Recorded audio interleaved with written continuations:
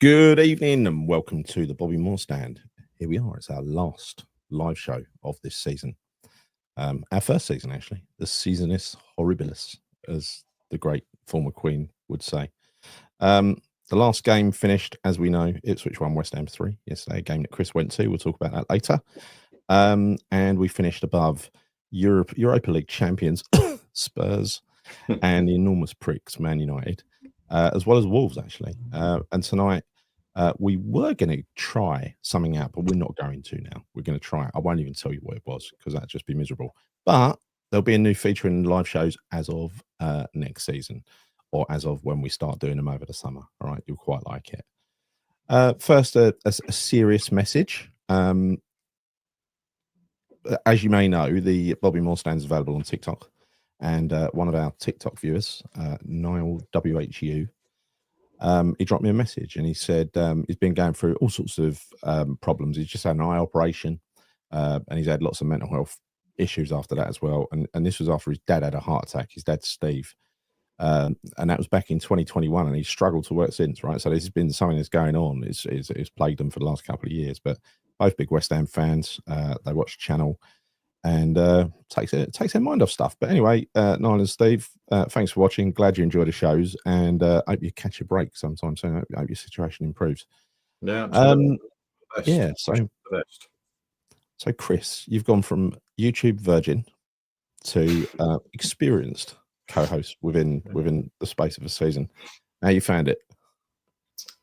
Great question, mate. To be honest with you, it's been non-stop, hasn't it? It's been really non-stop. Mate, I've loved it. And as you know, right, when I first came on this at the beginning of last season, I think was it Villa was the first game, wasn't it, the season? Yeah. So I wasn't really expecting to kind of join you on it every single week. It was just kind of like, just initially I was joining you on a live, and then it kind of sort of transpired that I was on it every week. But no, I've loved it, mate. I loved it. And you know, like we said from the very beginning, when we did that first show, is that we've always been talking West Ham on the phone for hours on end. So it's just been kind of a continuation of what we did before. Well, the only difference to be fair, some of those phone calls went on longer than these shows. Oh yeah, it did. Oh yeah, it did. So yeah, no, mate, it's been a continuation. It's been a continuation, and the only difference has been that now I've got a camera shoved in my face and people watching stuff. But no, yeah, I loved it, mate. It's been really good fun and quite cathartic at times, quite emotional, ups and downs, everything you'd expect being a West Ham fan. But no, it's been really good fun, mate. And looking forward to next season as well. We kept it quite light, haven't we? Kept it quite light. I tried to. There'd been the odd time where it's fucking gone off the deep end, but you couldn't avoid it this season, could you? Welcome to everybody in the chat. Welcome to everybody watching live on YouTube, on your telly, or whatever. I'm going to ask you a couple of questions tonight, which I want you to respond to, people in the chat. Let's start the show before we do that, but I'm going to come back to this. I have two questions that I want you to answer based on number one is going to be based on this. Aaron Cresswell's top 5 players he's played with since he's been at West Ham. Now, Antonio, not a surprise. Winston Reid, not a surprise. He said Antonio for his pace and attacking ability, Reid for his defending, Dimitri Payet, obviously, for his pace and flair, Noble for his leadership. He also gave honourable mention to Kevin Nolan, because apparently Nolan and Noble made him really welcome when he came here. But the one, number 5, Robert Snodgrass, who was a very, very popular, he was actually a real fan favourite, cult hero at the end as well, wasn't he? He had a sweet left foot. That's why he came in at number 5. Yeah. But I thought that number 5 was an odd pick when you bear in mind how many people he'd played with over the years. It's a bit of a kick in the nuts, isn't it?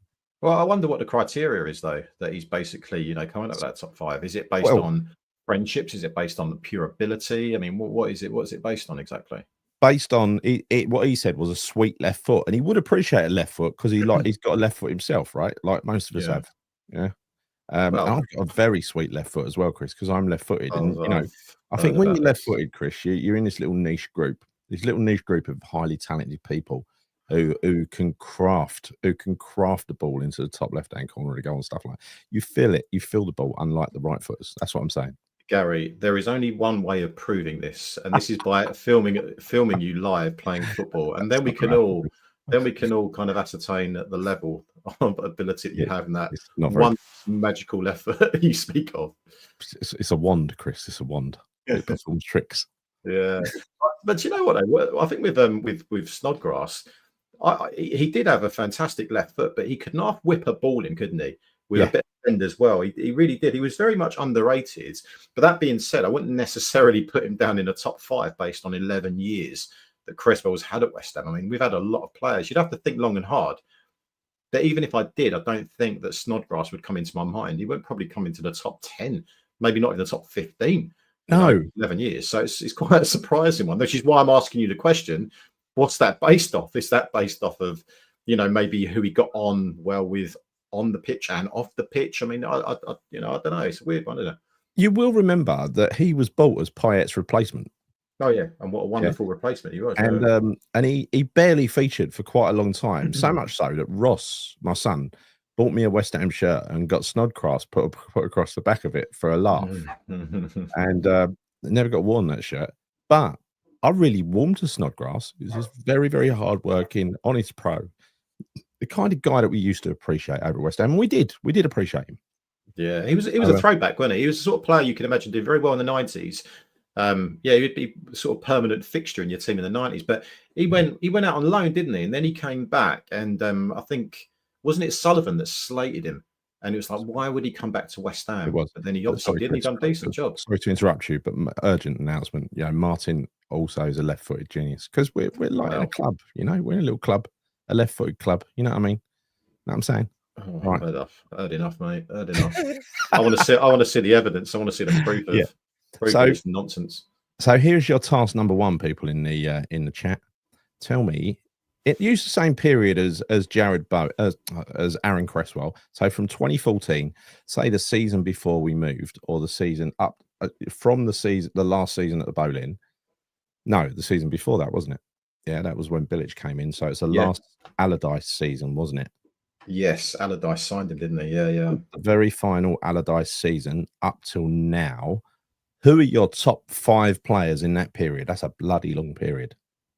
So that's task number 1. I'll give you task number 2 later, right? So let us know. Chris, who would your top 5 be? Do you want to have a think about it and come back to me later? I need to think about it, mate. I mean, that's a tough. I mean, there's obviously a couple that stand out. Like Dimitri Payet as an example. I could imagine that he put out Noble based off the fact of his professionalism, his tenure, how he's perceived at West Ham. I think obviously he was an underrated midfielder in many respects as well. So I can see that. But yeah, the other ones, there's a lot to choose from. I need to have a think about it, mate. I need to have a think about it, yeah. Have you got a 5 that you can think of straight off the bat? It's what I do, Kat. I ask questions. They're proper questions as well, you know what I mean? No. But I would say that probably I would agree with, if we put that up again, that little graphic, I'd agree with Payet, Noble. I must add Antonio in there. He's been amazing. Right? So I'd go with a 3 out of 5. The only reason Winston Reid would not get into that 5 for me is because he didn't play very long. He had severe injury problems. He's talking about 11 years. And he was a fantastic defender. There was all rumours that Arsenal wanted him and whoever else. But yeah, so the 3, Dimitri Payet, Mark Noble and Antonio would be 3 of my 5, but I don't know who the other 2 will be. I've got to think about it now. Well, I think, I'll be inclined to agree with you. I think, definitely Payet, Noble, Antonio as well. I think I would also put in Jared for obvious reasons. Jared, definitely, 100%. So I've only got 1 space left now. I've only got 1 space left. Well, that's. I mean, I think actually thinking about it's a no-brainer, mate. That's got to be James Ward-Prowse, isn't it, for you? Fuck. Or Mavropanos. No. Mavropanos or maybe Guilherme. They've got to be slipping in there somehow, aren't they? No, not yet. One day it'll be a top 5 of Guilherme, but it's going to take a while, isn't it? I'm looking at Claire's comment there. She's made a good shout there for Pablo Fornals. Hold on, the earpiece has fallen out. Yeah, I said Claire's made a good shout there for Pablo Fornals. It's got Ginger Pele in there. I would be inclined to choose. I would choose Ginger Pele. Fornals is a close one. He's a real close one. Yeah. So I love Oggy, Lanzini, Payet, Noble, Fabianski. I really love Fabianski, but he won't be in my list. Oggy, Lanzini, they're going to run me close, especially Lanzini. Pablo Fornals, honestly, I'm struggling now because Payet, Lanzini, Antonio Noble. But when you compare the quality of output, I'd say from Fornals to Lanzini, I'd say Lanzini in his pomp would get it. Lanzini was unreal. I mean, he was unreal for a spell. But the other thing I'm trying to understand here is, are we basing this off of pure ability, or are we basing this off of the whole package? Like Snodgrass made it into his list when he shouldn't have done on ability. You can pick who you like, right? It's not based on that. So, well, I'd be inclined to look at Marko Arnautovic as well in that case, because he was an absolute fucking world beater at West Ham, wasn't he? He was. Ooh, yeah, but that's on ability though. So if I pick one of my top 5 favourites, Fornals would go straight in there ahead of Antonio. And really? Yeah, maybe. No, he wouldn't. No. I was going to say that. He wouldn't. I can't dethrone Antonio because he gave me that wonderful day at Spurs, the first game to lose. Who's your fifth one, Kat? Who's your fifth one? You've only chosen 4 there. You bottled it. Payet, Noble, Bowen, Collins. Yeah, Ginge is a good shout as well. Ginge is a good shout. Going back to Claire's, Antonio, Ginge, Payet, Noble, Fornals. That's a strong 5. It's a strong 5. What about an all-time worst? No. Let's just stick with a question, Frankie. Come on, you can only have one question at a time. Payet, Lanzini, Fornals, Pele, and Oggy. Yeah, there's a lot of love for Fornals as expected. Lanzini was brilliant with Arnie. Yes, he was amazing. He was. Yeah, he was. Cat, come on, that's a cop out. I'll come back to you later to check your answers, right? So, what? Okay, let's move on. So, with the sort of housekeeping complete, let's move on to the news. Honestly, right? I checked the West Ham news today. You can tell the season's ended. There were 3 stories. Number 1, match of the day last night. A bit of an embarrassment. Did you hear about this? What I did? I saw the picture. That's amazing. I mean, fresh from ignoring Jared Bowen's excellent goal at Forest last week. Amazing that they did that. Shortly followed by him getting dropped from the England squad. This week they decided to have a dig at us again, and so the camera panned to Kieran McKenna, the Ipswich manager, and then it panned across to the West Ham manager. None other than David Moyes standing there. Shocking, mate. Absolutely shocking. Questionable direction going on there, and there. It's amazing. Amazing. Yeah, so that's bad. Massive news. West Ham are renovating their pitch just like they do every summer. That's a shock, isn't it, Chris? What for all the concerts and all that crap, basically. Well, yeah.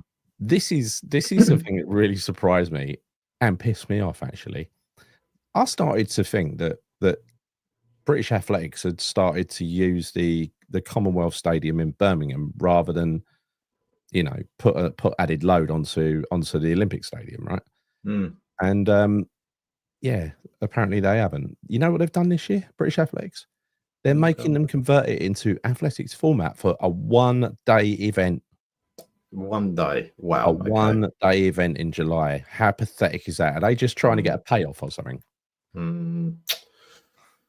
Yeah, that is a bit strange, isn't it? Very strange. It is. But that's the news. That's done. So let's go to transfer rumours. There's 4, right? New ones that I'm going to mention.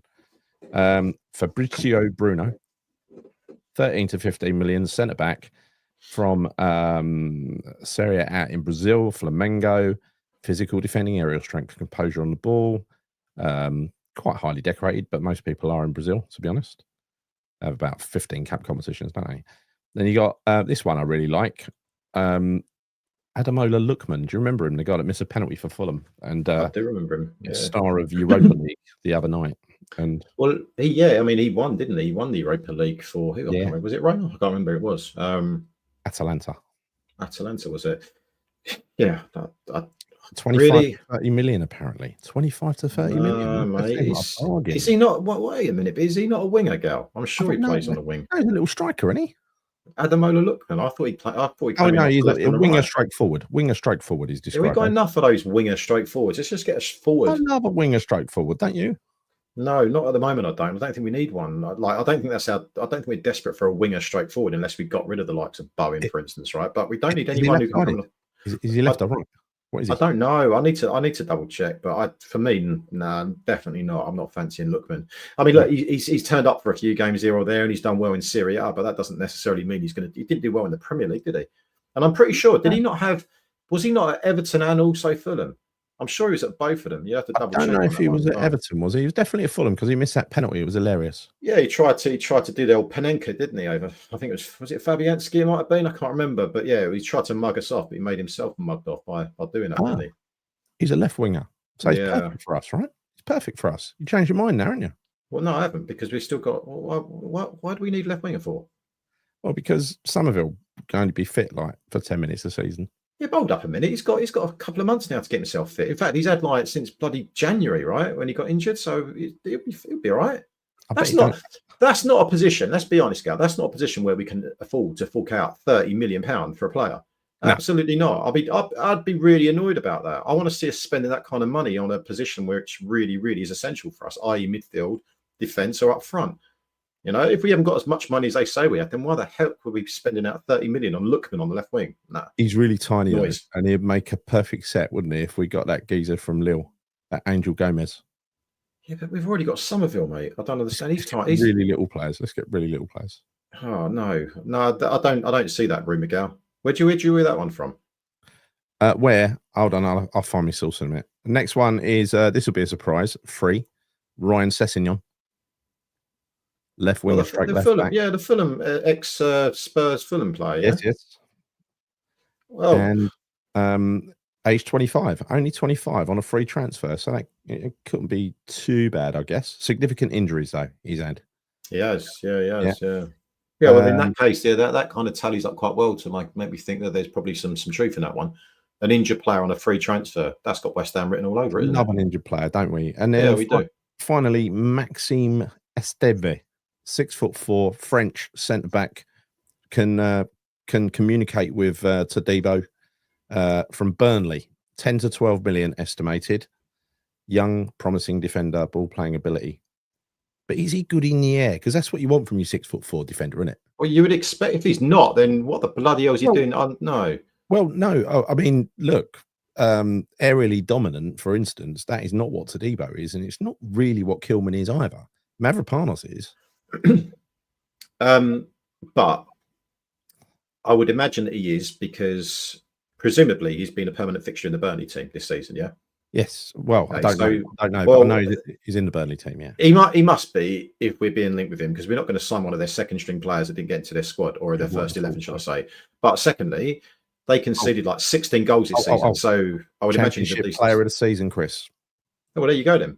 So I would imagine he's decent. Yeah. No. That was Sessegnon. He got championship player of the season in 17-18. This one, breakthrough at Montpellier, joined Burnley in January 2024. I need to bring up his record. I'll have a look at that later. Once we've moved on with the show, I'll pull them up in the background. I'm just not very prepared. Do you know what I mean? Right. Okay. So let's go. So that's it for news and transfer news. That was exciting, wasn't it? Any movement on your dicker? On your dicker, son? No, none at the moment. What I wanted to focus on is indeed the championship, because to our delight, let's take that thing off the bottom of the screen. To our delight, Sheffield United got dumped out 2-1 by Sunderland. As you can see, Sunderland are in terms of performance, Chris, Sunderland are like the poor relations in that top four, aren't they? I mean, if you look at it, they've got a goal difference of plus 14. I mean, that's horrendous in the championship, and getting promoted off the back of that, they've actually lost 12 games. Yeah. Sheffield United only lost 10, but look at the top two. This is amazing, right? 100 points each. I don't think that's ever been done before, has it? I think it has been done before. I'm certain it's been. Yeah, well, as in both both teams on 100 points. That's a good question. Top. Leeds win it on goal difference because they've got plus 65. They've scored 95 goals and only let 30 in. Yeah, I don't know actually if the top two have accumulated 100 points before. I know certainly the top places accumulate over 100 points before. No, top has. I think they've gone above it, right? But to have two teams tied on 100, separated by goal difference, that's pretty impressive, isn't it? Lost 6 games between them all season.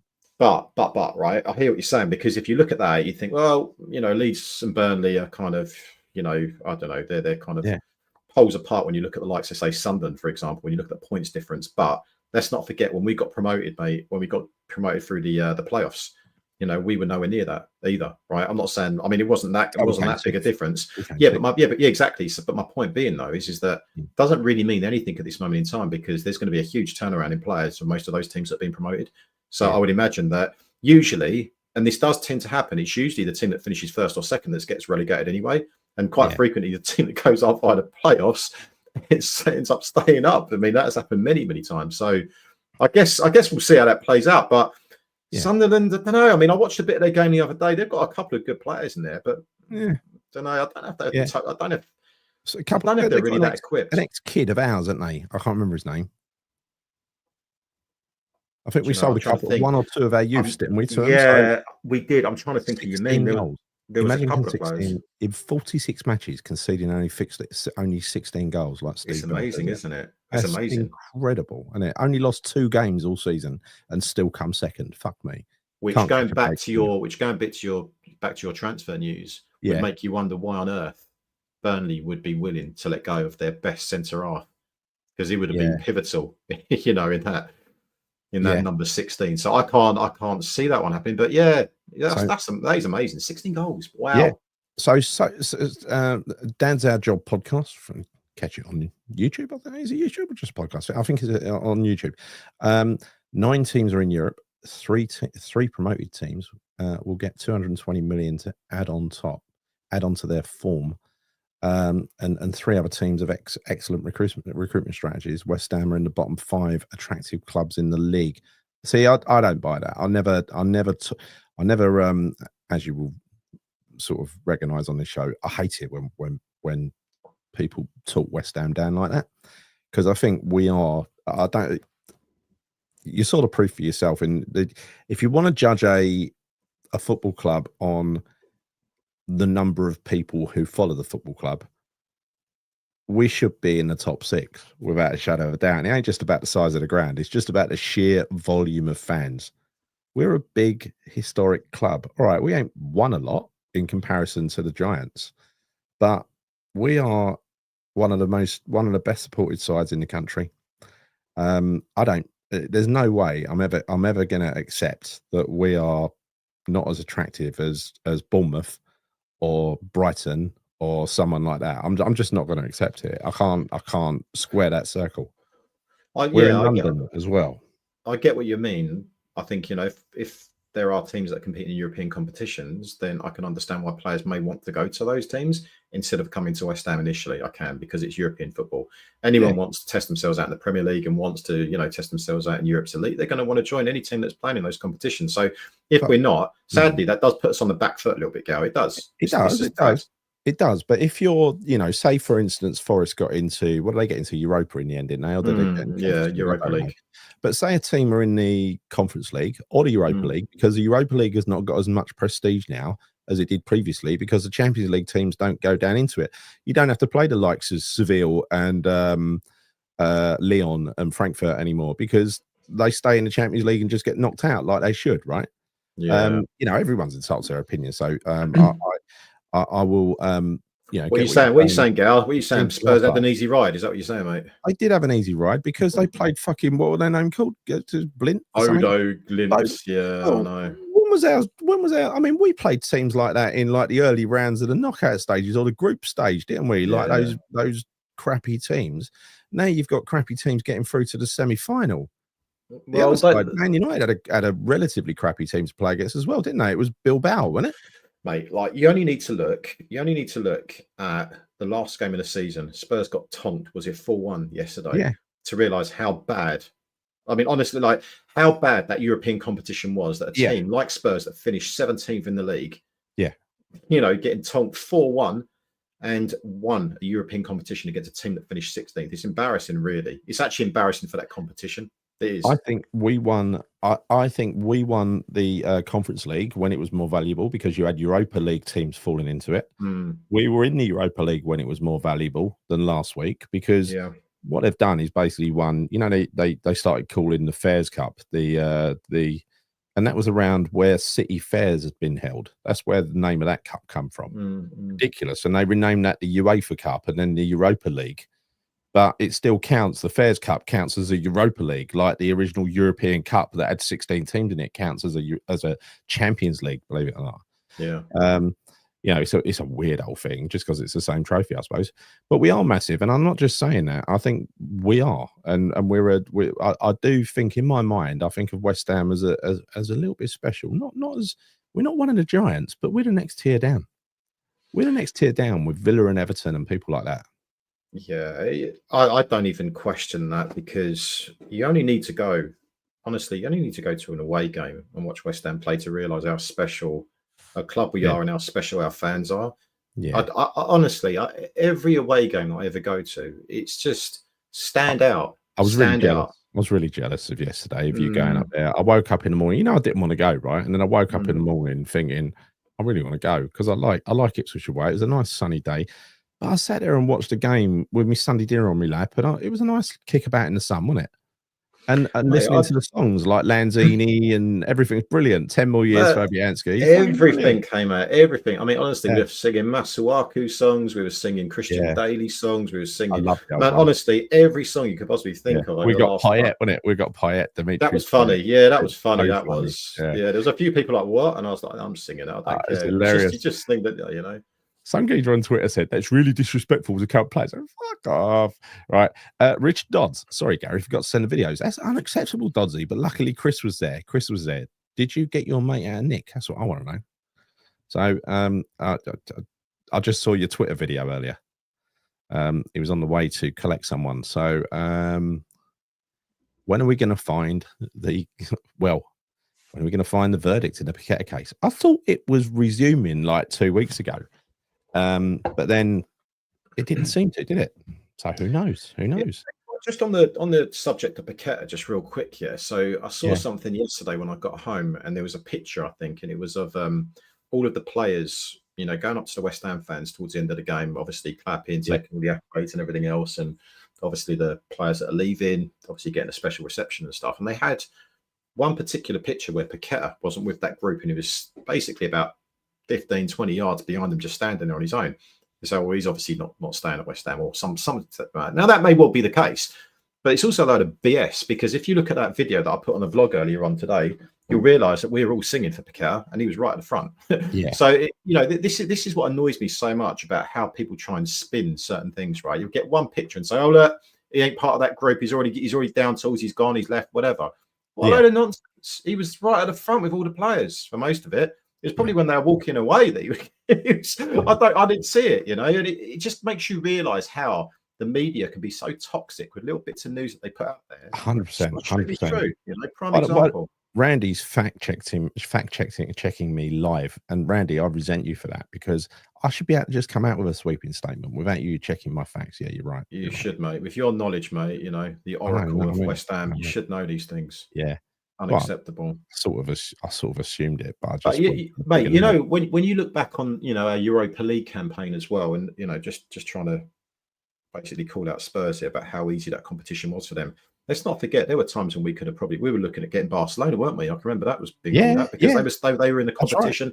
Right. There were some big teams in that now. So I think definitely the Europa League is nowhere near as valuable as it used to be. No question. It really isn't. Should change the colour. They should spray it black or something. It shouldn't be silver anymore.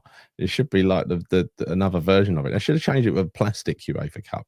And they should have done. And I'm okay with, like, you know, I was watching the Spurs celebrations, right? The little kind of bus parade and stuff. Did you see how empty it was in certain parts? It made me laugh when you compare that to West Ham, and you talk about clubs and you talk about its fan bases, and you look at West Ham when we won, obviously, over in Prague, and then the next day over at Stratford. Those streets were lined from Upton Park all the way to Stratford, absolutely banged out. Wasn't the same for Spurs. What does that tell you? Well, we have a better fan base than them, and we're a better club than them. Dan's our job podcast again. I think he's insisting that we're not we are a well-supported club, but the likes of Liam Diack, honestly, I don't give a toss who Liam Diack goes. There's plenty of players to go around. If someone don't want to come to us because someone's got into a 2-bob European trophy, like a Conference League or the downplayed, you know, if that means more to them, especially Champions League with Spurs, you ain't going to win it. You're just playing it for a couple of rounds. I know. So so you know, that to me shows the quality of the individual, rather than the they may be aiming too high than their than their ability. I mean, let's be honest, he looked better at the beginning of the season, Delap, than he does now. I know he's in a bad side, of course. Well done, Sunderland. Gary, Bournemouth, fuck's sake, have 10k support. We have 64k. Yes, we do. 62k, 62,410 average in the Premier League across the whole season at our place. Literally about 50 below capacity on average across the whole season. It's incredible. We're probably around not buying that, by the way. Yeah, not buying that. That's not true. That ain't true. No, of course it ain't. But that's the tickets they're sold. Europe, Greenwood, like now, ain't people through the gates. People through the gates would be a whole different metric, Chris. Whole different metric. Yeah. I mean, look, we've got the history, we've got the location in London, we've got the silly big stadium that nobody likes, but we could replace that now with a 60,000 seater stadium that is a football stadium. But we've proven that we've got the crowd to do it. The thing is, before we moved into that ground, people treated us like we had a little fan base. Now nobody mentions it, that we've got the second biggest fan base in the country in terms of home crowds. Nobody mentions it. It's funny, that, isn't it? That's true. Yeah, it's very, very true. Not going to say how many of those potentially might do you be. Remember, though? Do you remember, like, the Geordies? They used to say the best fans in the world, the best fans in the country, because they're 50,000 or something. We've had 60-odd thousand for a while and never get fucking mentioned, do we? Yeah, I think I know what you mean, but I'm not going to slag off Newcastle because I think they've got some fantastic fans, mate. I think if they had a 70,000 stadium, they'd fill that as well. Yeah. Listen, I think they would. I think they would, but I think so would we. And I think, you know what, unfortunately London's a bigger place, unfortunately for Newcastle. By the time if we make their ground bigger, like 100,000, they fill that up. It gets to 110, there's nobody in Newcastle. No, but I mean, they are. It's like a cult for those, you know, for all the guys out in Newcastle, isn't it? To be fair, and I think they've got an amazing fan base. Newcastle got a lot of respect for those boys over there. It's one thing I never got round to doing, but I'll plan for next year. Got to do it in a slightly different way because I weren't happy with the way I did it on the video and the audio. But Rob Banks has just released his final Harry Redknapp years video on YouTube. Oh, is he? Okay. I've got to find a better way to do it. So please go across and look at that, people. It would be nice. Yeah, I'll check that. Yeah, it's really good. Really, really good. If you like a bit of nostalgia, check that out. It's a really good channel. Yeah, I just think that, you know, we've got the history, we've got the following, we've even got bloody loads of celebrity supporters, probably more than anybody else, right? If you want to count that, we've got, you know, we were kind of originals. We're the original, you know, club team to win the World Cup. We were only the second team to win. We were the second team to win a European competition behind Spurs. Sadly, they won the Cup Winners' Cup before we did, a couple of years before. But you know, we had that. We've got that European legacy. We've been to a few finals now and several semi-finals, and we've been in Europe a minimal number of times. I mean, literally, the times we haven't done well in Europe have been about, I think, when Bilic got us there and when Harry got us there. I think they're the two times we've done badly in Europe. Even in 1981, when we were a second division side, we got to the quarter-final and lost to that really fast Russian team. What were they called? Dynamo Tbilisi. That's what it was. So you don't need to sell this to me. I know. I agree with you. And I think everyone in the chat, any West Ham fan would agree with exactly what you're saying. I think, as you said before, I think it's really down to, would the player want to come to West Ham if they are comparing it against a European competition, right? That's one thing. There's more to it than that. Yeah. But secondly, hear me out for a second. The other part of this is also, do they believe in the, and I hate this word of a passion, but it seems to be the most commonly used word in football nowadays when you look to sign for a new club, the project of the club. Because at the moment, I don't really know what that project is. So if you're a player looking at West Ham, you're looking at progressing your career, you know, within a progressive forward-thinking team, are you going to want to join West Ham right now? I don't know the honest answer to that, because I can be biased and say yes, because I love West Ham. Of course, no question. Of course, you join West Ham, but there are other clubs that seem to be a bit more forward-thinking than we are at this moment in time. So, on that basis, I can understand why players that have no affiliation to West Ham whatsoever would want to go to another club. I do get that. Listen, I get it, but I don't agree with it. I don't agree with it, because if a person is of any character whatsoever, you take the club into account, and we are, you know, bigger as a club. Ask a Brighton fan, ask a Bournemouth fan, they'll say we're a bigger club, because of course we are. We're bigger than Southampton, we're bigger than Ipswich, we're bigger than all of these teams. Of course we are. No player, I don't think, is going to take the ownership into account. They're going to take the manager into account, the fan base, where it's located, how much money they're getting, right? Simon Brewer says, Dynamo Tbilisi, best team I've ever seen at West Ham. They battered us that night and got clapped off the pitch. And then we went to Georgia the following week and beat them 1-0 with, I think, was it Stuart Pearson goal? Maybe I'm wrong there, but someone will correct me. It was 1-0. I can't correct you, man. I was too young back then, girl, sadly. Well, you were barely born, Chris. You were barely born, but, you know, exactly. Don't you remember it? Don't you remember it? I mean, yeah, very clearly. Yeah. So let's go. Every time I hear the actual song, I always know that Arthur. Right, let's move on. Let's move on. We got tied up in the comments there. Right, okay. So we've discussed the championship. Let's discuss yesterday, Chris. So let's go on to what happened on the last day. We won 3-1. It was a lovely day out. Sun was shining. The first half was a bit grim, but I was having a lovely time sitting there with the nice wind blowing in. I had the fan on. Nice Sunday dinner. And it was a cakewalk, wasn't it? Look, I had a great time yesterday. I must admit, you're right. I think first half we weren't really at the races, in my opinion. I mean, from a possession point of view, of course, we always have more possession than the opposition, typically speaking, when you're playing against the lesser teams, because we do like to keep the ball now. But we had no kind of cut, we had no cutting edge. We had no kind of, there was not really much going on up front, right? So we had very, very limited amount of chances. On the other hand, Ipswich did have a couple of good chances that they could have probably put away. They might have put away. So it was pretty even. It's funny because when I just could not see West Ham scoring in that first half. I couldn't see it. No. And then I needed to go to the toilet and I was starving. So I thought, I'm going to go down. I never really do this, mate. I very rarely do this. But every time I do this, I always miss a goal. It always happens. So I went down, got myself a pie, and I could hear something in the background. I was like, what's going on? So I said, West Ham are 1-up. And I hear some geezer shout, and so, Will Prowse has scored. I thought, he's got to be lying. He must be having a laugh here. But no, it was true. It was true, and I didn't see that one coming, mate. Didn't see it coming. But first half, I was pleasantly surprised that we won up. Second half, I think we got more of a foothold on the game, in truth. I think we controlled it a little bit more. I heard what the Ipswich town manager had to say, and he said he felt that it was very even. It probably was maybe first half. They might have edged it a little bit first half, but I don't think so. Second half, we were better than them. We were definitely better than them. And I think there was a distinct difference between two teams. And that is that we do have the quality to actually finish some of those chances and create opportunities that Ipswich couldn't. You look at Bowen's goal, you look at Caduce's goal, quality finishes, to be fair.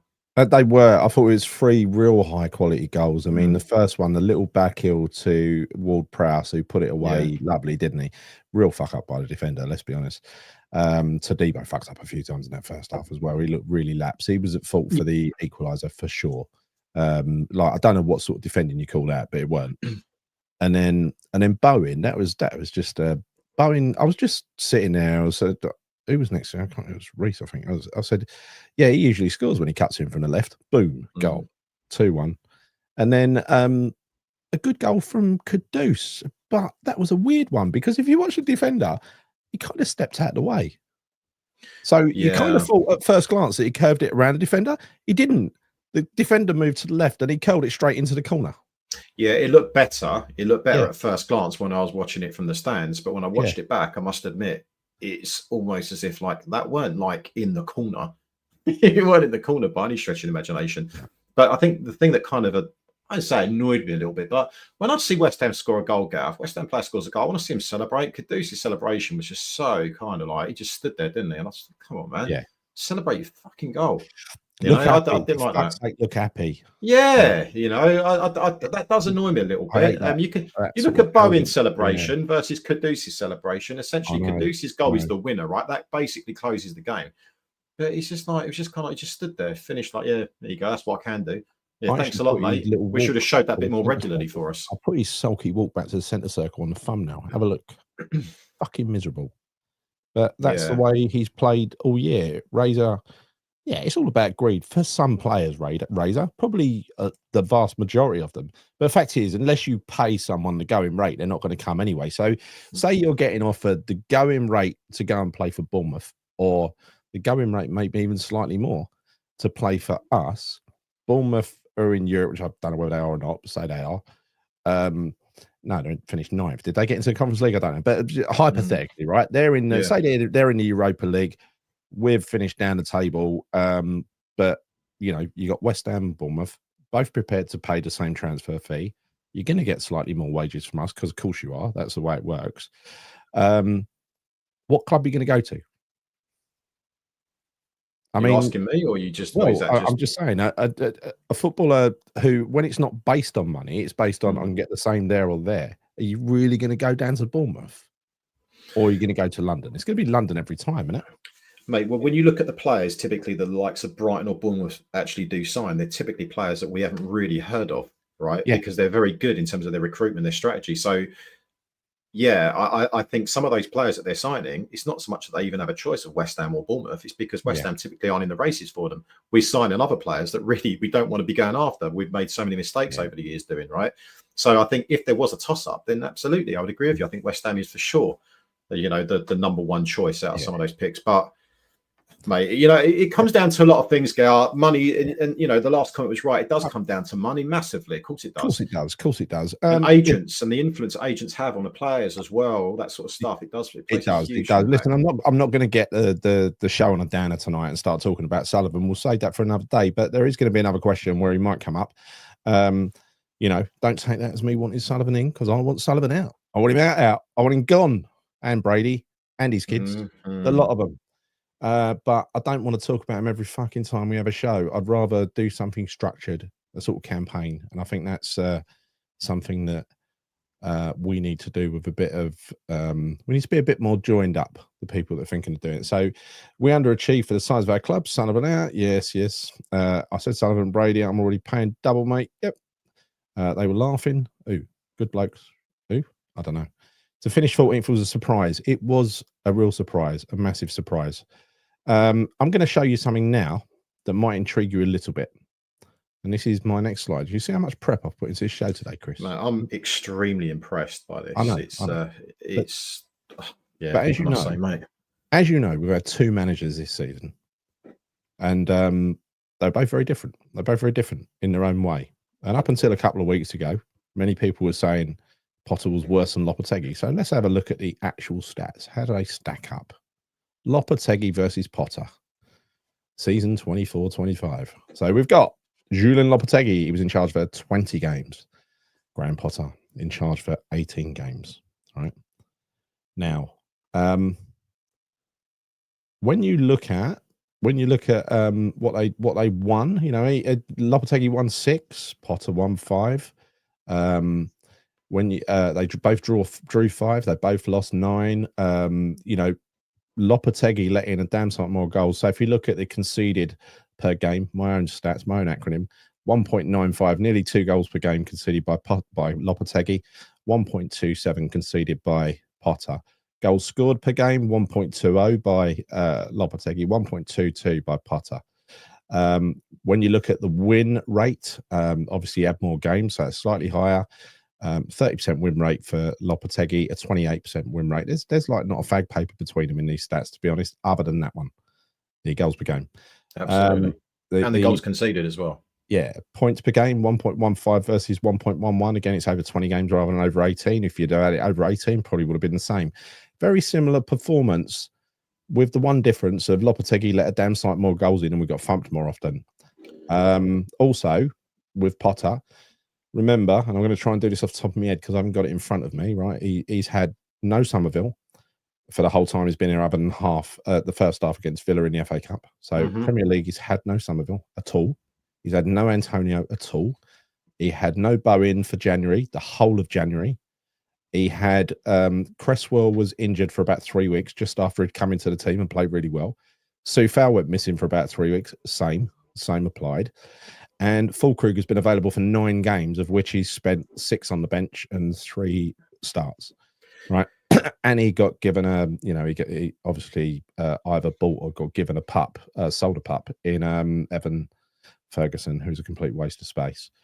Other than that, I think, when you look at the players, what kind of state do you think? Well, interested to hear your comments in the chat, first of all. What do you what do you think? What do you think on that? Oh, listen, it's me. I had it up. It must have been it's 5 + 5 + 9. What's that? Yeah. Oh, he lost 8 then. Sorry. He lost 8. Yeah. Anyway, it'll be even better then. It'll be even better. Well, anyway. I think Gary, when you can look at those stats, and I think it obviously speaks volumes in terms of what Potter has done defensively for us since he's come in. Right, that was kind of number one objective, was to stop conceding as many goals as we had been under Lopetegui. So in that respect, it was job done. Yeah, I think with regards to style of play, although it hasn't been the most entertaining at times, what we do look like as a team is we do look a little bit more structured. Like, we look like we kind of have an understanding a bit more than we did when we were under Lopetegui, because for my liking, it looked like utter confusion. You know, when you used to watch them under Lopetegui, like, the players didn't know what the heck they were doing. Hang on a minute, Chris. There's been a man 53 arrested after his car hits pedestrians at Liverpool FC parade. That's, yeah, mate. But I saw that literally just before we went live. That's really bad. God. I know, absolute nutter. I mean, I haven't seen too much of it, but hopefully there's no fatalities or anything. But it looked bad. It looked really, really bad. 53-year-old white British man has been arrested after a car drove into pedestrians in Water Street, Liverpool. Police did not say whether the man is a suspected driver and have warned people not to speculate on the circumstances surrounding the incident. Thousands of people were on the streets for the victory parade. It's not yet clear how many people have been injured. Here's everything we know so far. Police say report car collided with a number of pedestrians. It's not yet known how many people are injured or if anyone has been killed. Police say a man is detained. Air ambulance has landed in the area. A large number of police cordons in place. The incident follows an afternoon of celebration. Yeah, that's bloody terrible. Oh well, yeah. Well, I hope nobody's been killed or nobody's seriously injured. I bloody caught him before we'd done any real damage. Fucking horrible git. I mean, hopefully bang him up for a long, long time. Let's hope. It's just that's horrible. Isn't it? Absolutely mental. I just saw a glimpse of it. I didn't know it, that much detail that you just provided, but yeah, it's awful, mate. I mean, obviously thoughts go out to all of the families and people impacted by that. It's just absolutely horrific. Should be a joyous moment, right? I mean, celebrating a title, let alone some complete lunatic driving through and knocking people down. It's unbelievable. Thanks for drawing that to our attention, Martin Redding. That was that's bloody awful. I still think Potter has done some baffling decisions with lineup choices. Yeah, he's been in charge for 18 games, and I think there's probably been at least 4, maybe 5 games where we've questioned the team that he, because I don't think you could question him for the first 10 because he had such a bad injury crisis.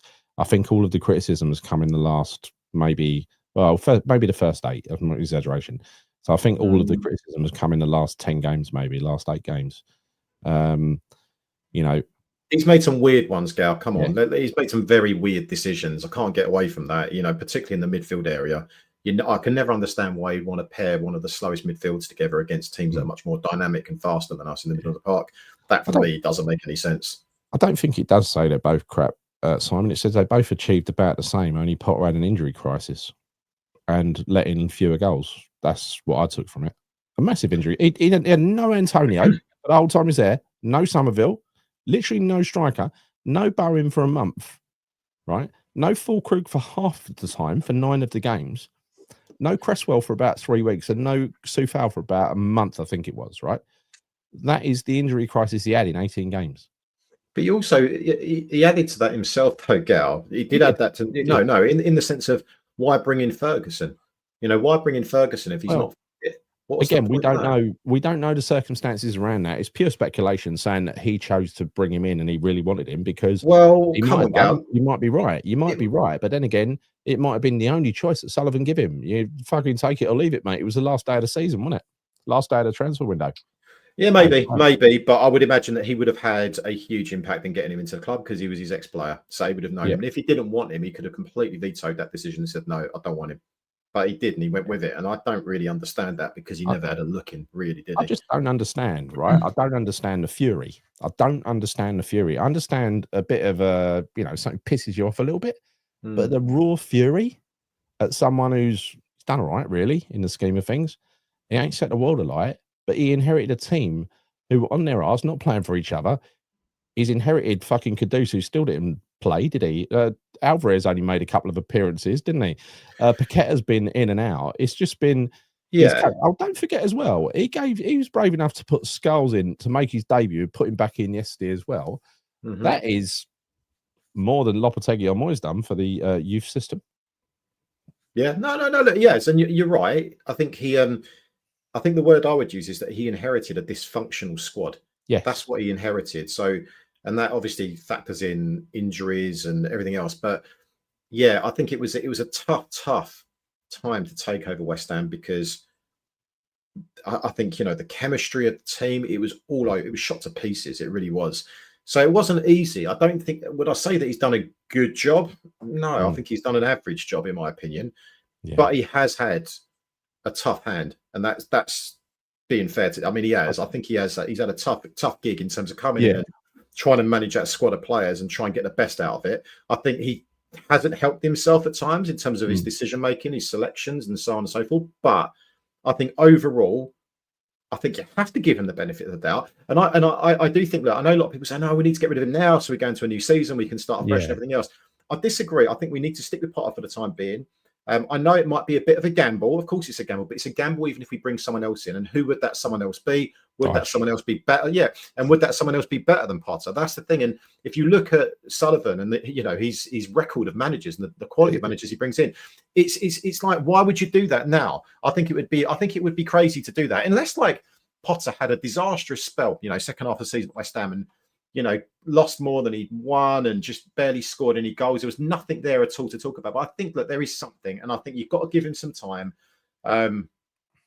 You've got to give him some time. And honestly, like I've said so many times, the West Ham supporters as a whole, as a collective, need to get behind Potter because it's our club. It's the club that we support. Yes. And if you keep throwing all this negativity to the manager all the time and giving him a tough time, that does not help. It's not going to help the performances on the pitch of the players or nothing at all. So all we can do is back the manager as much as we possibly can do until the point comes when he's maybe given the boot. And like with Lopetegui, I think we played that one about right, where we were having our doubts from 6 games in, right? But he should have gone sooner, though, Gal. He should have gone sooner. Yeah, of course he could. But from 6 games in, we're going, it can't be this fucking bad. And then he won, and he had his best performance, that win at Newcastle. That was a fantastic performance, right? And we thought, oh, hang on, that was about game 9, wasn't it? And I thought, well, maybe he's not as shit as we've been making out. Maybe he's not, but he was. And then we quickly came to the conclusion that he was. And I think about game 12, everyone across every channel was going Lopetegui out, right? He kept him for another 8 fucking games. Yeah. Yeah. That's how much your word means to Sullivan. He will change the manager when he fucking wants to, and he'll put who the hell he likes in there. Absolutely. And we know why he did that. That was by design because Potter did not have a transfer window where he could have made an impact, a positive impact on the team. Exactly. But what I don't get is people going, Potter out, he's a cunt, he's useless, he's this, he's that, he's this, he's that. Oh, so you're going to just give it up to Sullivan again to let him hire someone else? I mean, we're fucking moaning about him in 6 or 10 weeks. Okay, I said it the other week. There's only one manager under Sullivan, Gold, Brady's reign that I've been pleased and excited about. Village. Exactly. One. So what did that tell you? Him as quick as they could in this stadium, didn't they? Exactly. So you think about this. So I would imagine that we're still going to be paying off some of Lopetegui's wage. If we got rid of Potter, we'd be still paying off some of his salary as well. And then we're going to be looking to get another manager in that suddenly is going to be better than them two. Who is available? Who could we afford? But more importantly, who would Sullivan actually fucking pick? And that would be the worry. So for me, I think we just need to stick with what we got at the moment and just get behind the manager as much as we possibly can do. We have to. Because I think it could be a lot worse. It could be so much worse. It could be so much worse. I ain't saying don't criticise the manager because we criticise him pretty much every week on our. Yeah, we do. Absolutely. He's all I've been thinking of all the time is look what a fuck he inherited. Look at the injury crisis he inherited. He's had about 8 or 10 games where he could actually pick from a relatively full team, including full crew coming back from injury. And in that time, he ain't set the world alight. But then he ain't fucked it up either. So it's one of those things. It ain't been impressive, but it ain't been bloody awful. Yet people are so adamant that he's useless, and I don't know where they got it from. I don't know upon what evidence. I think until you see his players, well, again, test number 1: will he get his players? My guess is probably not. Why did we? What point in time did we become? And when I say we, I'm talking, generally like the consensus of fans become so impatient with managers at West Ham. I never used to be like that. I think it's because it's literally the only thing that's within your power to make a fuss about and maybe get something done, right? But we can't, There's though. nothing else in this football club that you can improve. You look around you in the ground, it's shit, it's full of tourists, it's massive, there's no atmosphere, right? You've got owners in charge who won't spend the money on the right people. You can have a go at the players on the pitch and whatever else, right? That's pretty much all we could do. But it's the manager. We've had plenty of boring managers. Think Kirbishley. No one was more boring than Kirbishley. Nobody, right? Allardyce. There was times when nobody was more boring than Allardyce. But the thing is, we had Upton Park to fall back on. We had our familiar surroundings to fall back on. So really, it wasn't this fucking threshold of excellence that we needed to meet. This imaginary threshold that we've suddenly introduced, that we have to turn into this team that fucking passes the ball around at 100 mile an hour and plays progressive football. Under Moyes, it was fine while we was winning, but as soon as we started to lose, and especially get thumps every week, everyone looked around and said, "What the fuck are we doing here? Look what you promised us to move here." Yeah, it was a distraction, wasn't it, from where we were? Yeah. You know, yeah, no, you're absolutely right. You are right, but I just, as I said before, I'm not a huge fan of Potter. I'm not a fan of him at all. But he's a manager of West Ham, and I just don't think that we're going to get. I don't trust Sullivan. More to the point, I think we could attract a better manager, but I don't trust Sullivan to do that. So whilst he's still running the club, I think that we need to stick with Potter. Let me tell you where I am with Potter, right? Where I am is he's got to win me over. Yeah, me too. That's it, really. I'm not demanding him out, but he's still got a chance to win me over. That's what I'm saying. So what you're saying, Gail, like, so next season, if you're looking at Potter next season, going into next season, obviously we're going to stay at West Ham. What we say in the first 10 games, because we always seem to use like 10 as the magical number of games.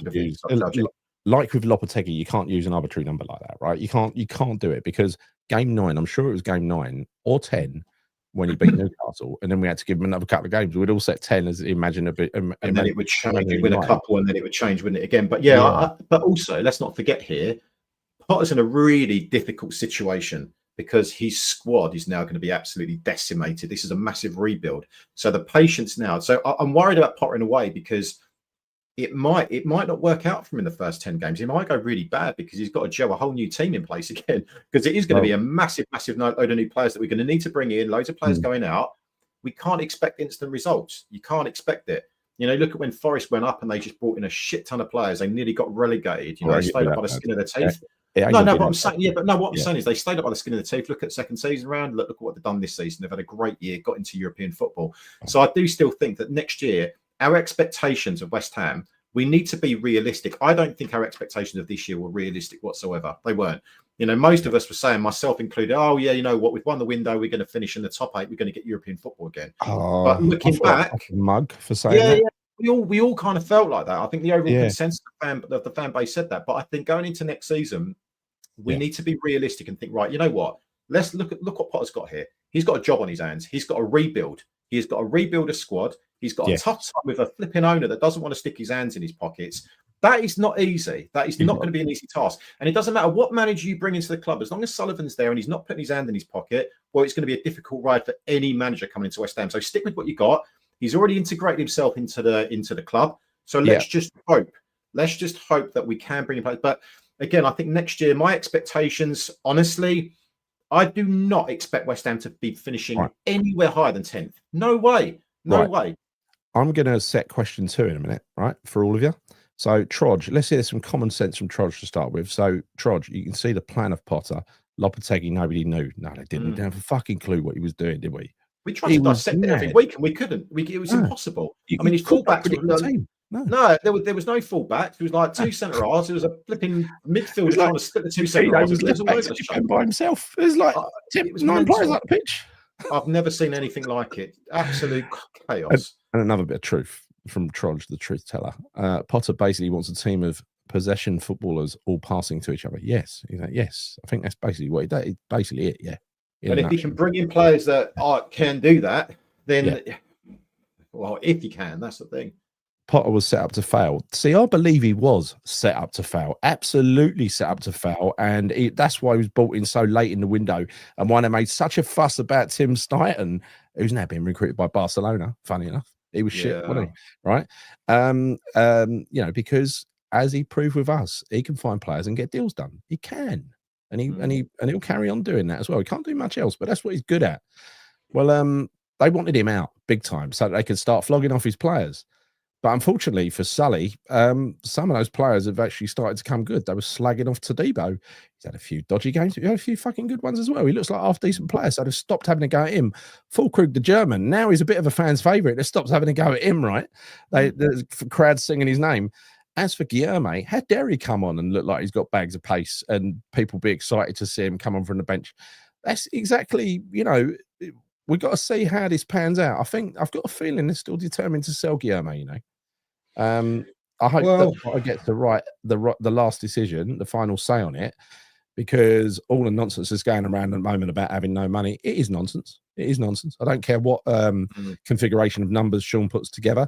When it comes to how much we've spent, it's nonsense. So not saying to be patient. How much we've spent. Yeah. I just want the fan base to be a bit patient here. And a lot of fans will say, well, we have been patient. I don't think we have. I think we've been rattled a bit this year because our expectations have been higher than probably where they should have been. I know that a lot of fans will say, yeah, we've got some world-class players, we've got a quality squad. Yeah, we do have some, but it's a very unbalanced squad. And some of those class players that we've been talking about this season will be leaving. So we have to be patient, Gary. And I think really, I want all the fans to kind of realise this and actually look at it for what it is, because this is a massive, massive time for West. This is a significant period for West Ham. We could get relegated if it goes. I know, exactly. Trodge has put a third. I'm going to give him the Commentator of the Day award. Yes, I find it slow, but partly down to players. So talking about the style of football, honestly, I blame the players for many, many more things than I blame even Lopetegui for. I think they've been awful, these players, other than a select few players. Jared, Souček, Wan-Bissaka, Kilman's done his best. He's done his best. He ain't deliberate. He's made mistakes, but he ain't deliberately. He's had 1/3 of a good season, mate. The other 2/3 are probably pretty. Can I say the same about even Somerville? The one good game he played was the half he played for Potter. Right. Other than that, he was all right, but he flattered to deceive. He looked lightweight to me. And then you look at Kudus. Has he had a good season? Like Elias, Paqueta? No. I mean, 1 or 2 decent performances. Alvarez, appalling. Guido, I mean, yeah, he's looked better in the last few games than he looked all along. I got to be honest. He looks like a proper player now because he plays him in a position where he's not going to get exposed for pace, which is what you do with players like that, right? So interestingly, what you're saying there is, and you look at the names that you've called out, right? So aside from Bowen, you look at Wan-Bissaka having a good season. The players that haven't have been incredibly inconsistent. Actually, are arguably, if you'd have asked us at the beginning of this season, our best players. They've just not been consistent on form, i.e. Kudus, Paqueta. Yeah. We kind of had higher expectations of Kilman. Obviously, he's not a player that's worth what we paid for him. But I think a lot of those so-called big players that we had at West Ham this season, if you look back in hindsight, they've not delivered. So I don't think you can necessarily blame the manager for that. Oh yeah, we're not playing a system that suits their style. I think those players were giving up half the time. I've seen so many occasions. There's been times when I've been watching, Mohamed Kudus, where he's not tracking back. His work rate off the ball has been incredibly poor. He's been very selfish. He's not getting his head up, looking to pass to his teammates. He's not celebrating with his teammates when they scored goals. I've seen it. We see it when you go to games. You see this shit. And I know I say this all the time, but when you do watch it on the TV, you see certain parts of the game. You don't see what players are doing off the ball in certain positions. And some of them look so lethargic and lazy and not interested. Kudus, absolutely. Paqueta, for sure, at times he has. But there has been times, the odd game here or there, where he turns it on because we know he's a baller, but he hasn't been consistent enough. So I think they just need, for me, I'm quite happy with a bit of a clear out here. Yeah. Which is why I'm patient, because I know it's going to take time before we can get back to a decent level again and be consistent. 100%. Iron Disciple gets it bang on. This is where I stand. I ain't counting games. It gets till Christmas. Yeah, right? I think it's there. Christmas. Not beyond Christmas and halfway into the transfer window in January. It gets until Christmas Day, the 25th of December. Yeah, that's it. That's my cutoff. Specifically, yeah. No, I think that's fair. I think that would have given him enough time. But again, and it gives you time to bring another manager in and use a transfer window, right? It does, but then I would also, I worry in some respects, because if he isn't back, then he's going to fail regardless of us waiting until December. Exactly. So, no. I'll back him. I'll back him all the way until December. What I'm saying December, is, I can judge him, right? we'll back him. But what I'm saying is, if he doesn't get backed by the board, if he doesn't get the finances to bring in the players, then he's going to fail anyway. Exactly. He's fucked. And when you consider the number of key players leaving now, if you do leave the rebuild job until that January, which is kind of what Sullivan played, a little trick he played when he brought Moyes back, he saved that money that he didn't give to either Pellegrini or Bilic, can't remember which one. And he gave it to Moyes when he came back in January to go out and get Bowen and Souček. So he kept back that little reserve, and he gave the manager virtually nothing to spend in the summer, right? It was naughty. Well, you look back to the Bilic season when we moved to London Stadium. That's a prime example, right? Yeah. We spent next to nothing, but the way it was peddled by the club was we were signing all these best, the next best thing from, I don't know, Argentina, like the next Messi, Jonathan Caleri, the fastest winger coming out of Turkey from Besiktas in Gökhan Toure. All of these players, that's what we were told. These guys were world beaters. Do you remember even some of the youngsters as well, like Domingos Quina? We signed him from Chelsea. This guy is on another level. Well, none of those players worked out, did they? I can't think of a single one. Christ almighty, we were signing players like Arbeloa, right back. I mean, for goodness sake. I mean, this geezer finished his career 3 seasons before he joined us. Yeah. So, you're right. And then the money started to come in, and then that was given to Moyes to go and waste it on players like Hugo. But then obviously he did make up for it with Bowen and Souček and what have you. Yeah, but you're right. I'm convinced we made a profit on Hugo, by the way, when you consider the loan fees. Jamie B says we need to back the team and the badge. We go through thick and thin, not thick and thin, but let's stick and hope we get enough players in. That's the problem. So it's all on him. Can I just say something actually on that point, right? So really agree with that. Can you go back to that comment again? I just want to read that again, Gail, right? Good comment. Okay, so back in the team and the badge. So this is undoubtedly what West Ham fans have always done. We've always done it, right? And we've seen some really crappy, shitty times over the years. Even in my lifetime, I mean, it's been horrific. Not won a single thing bar in the Conference League because I was born on the year we won the FA Cup. Seen nothing, been up and down, yo-yo. Pretty bang on average teams most of the time that I've been around up until the European times, right? But I think, the problem here is that nowadays, what with technology and social media, there is noise now that comes from a certain section of fans, right? When you go to games, particularly when you go to away games, that negativity doesn't exist. No, it doesn't. Because what you get, Gal, is you get the die-hard fans that will support their club through thick and thin. It doesn't matter. They will sing their hearts out. But a big problem nowadays is that, I mean, you could include ourselves in this, but I don't think we're overly negative channel anyway. We're not. We just say it as we see it. But I think there are a lot of areas, that you hear so much negativity, and it spreads. It spreads like wildfire. It absolutely does. Back in the day, that didn't exist, Gal. They try and outdo each other. People try and outdo each other and thinking, the worst thing that they can scream out, and there's been some horrendous things that have happened this year. But you're absolutely right. That is, one of my best memories of the last 2 seasons was when we got. It wasn't a great memory of a day, but we got thumped away to Fulham, I think, last season. And half of probably a third of the away fans were gone with about 20 minutes to go. There was 2/3 left, maybe half an hour to go. And it was one of the best sort of old school gallows humour sort of away trips ever. I left, even though I'd been dumped about 5-0, and I spent the day talking to Dodsey. It was a really good away day, It was just, it's one of those things we never demanded. And this goes back to the earlier point you raised. When did we start demanding this? Not only that we win, because people started to get upset with Potter after we rolled over Leicester easily at home. I did to a degree because I thought we should be doing better against a team like that, right?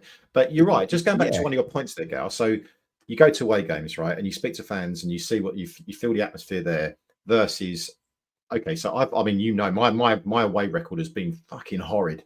Although I'm on a bit of a winning streak now. It's been horrid, yeah. And not a journey. I've been to games where we've been conceding a lot of goals, but I can tell you something: the fan base, actually, the fan base at that ground, at that stadium, that away stadium, not toxic at all. We were still singing. You're still cheering your players on. Yes, there was a bit of frustration, but then conversely, you go to the London Stadium and you're one up against Leicester City, and it's like you can hear a fucking pin drop, and when you don't hear a pin drop, you just hear people shouting that negativity all the time. It's amazing, isn't it? It's it's like different expectations from most different sections of fans. You've got the home fans, the away fans. It does amaze me sometimes, actually, because yesterday I got back from the game and I was really happy, Gal. I was buzzing, but I was pleased. You know, we got a win, 3 points, Good a couple of feeling. good goals.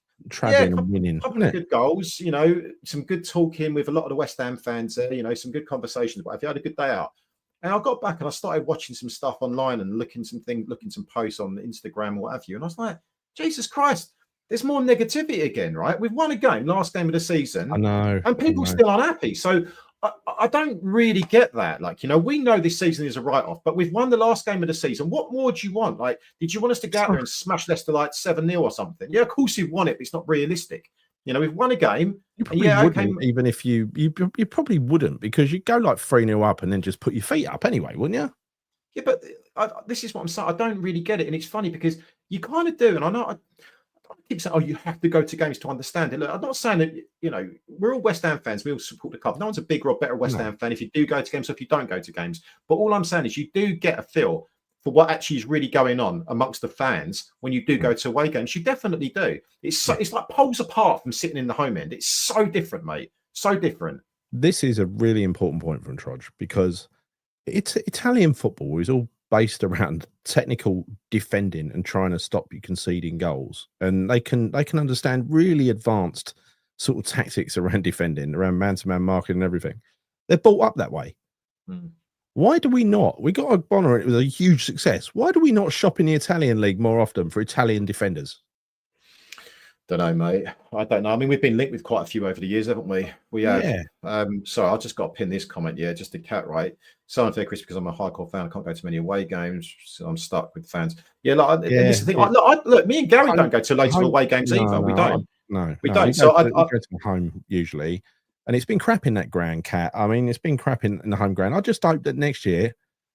Listen, it seems to be a minimum requirement to have some form of entertainment, or at least a couple of goals, or, you know, being constantly attacking or whatever.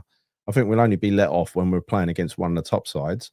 Other than that, we're going to be expecting to be going at every single team. I don't know. I don't know how it's improved. Right. I'm going to set the next question, Chris. Right. Go on, Gal.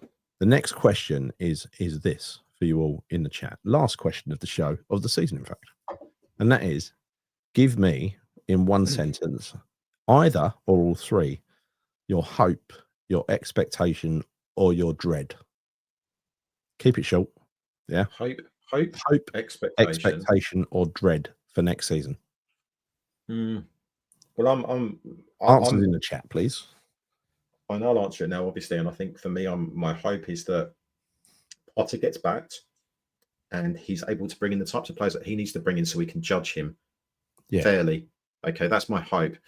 In terms of my expectations, my expectations are that I want us to finish no lower than 10th, but that would be a very good season, in my opinion, for West Ham. I think it would be purely down to the complete churn of players going out and coming in. We're set a new level now. We're at 14th, so anything above that is an improvement, right? Yeah. So I think so. My expectation would be anything above 14th. Now, people might be saying, "Well, what the fuck with West Ham? We should be finishing higher than that. We were in Europe before." Yeah, I get all of that, but you've got to look at the situation for what it is right now. It's a very different situation to what it was 3 years ago.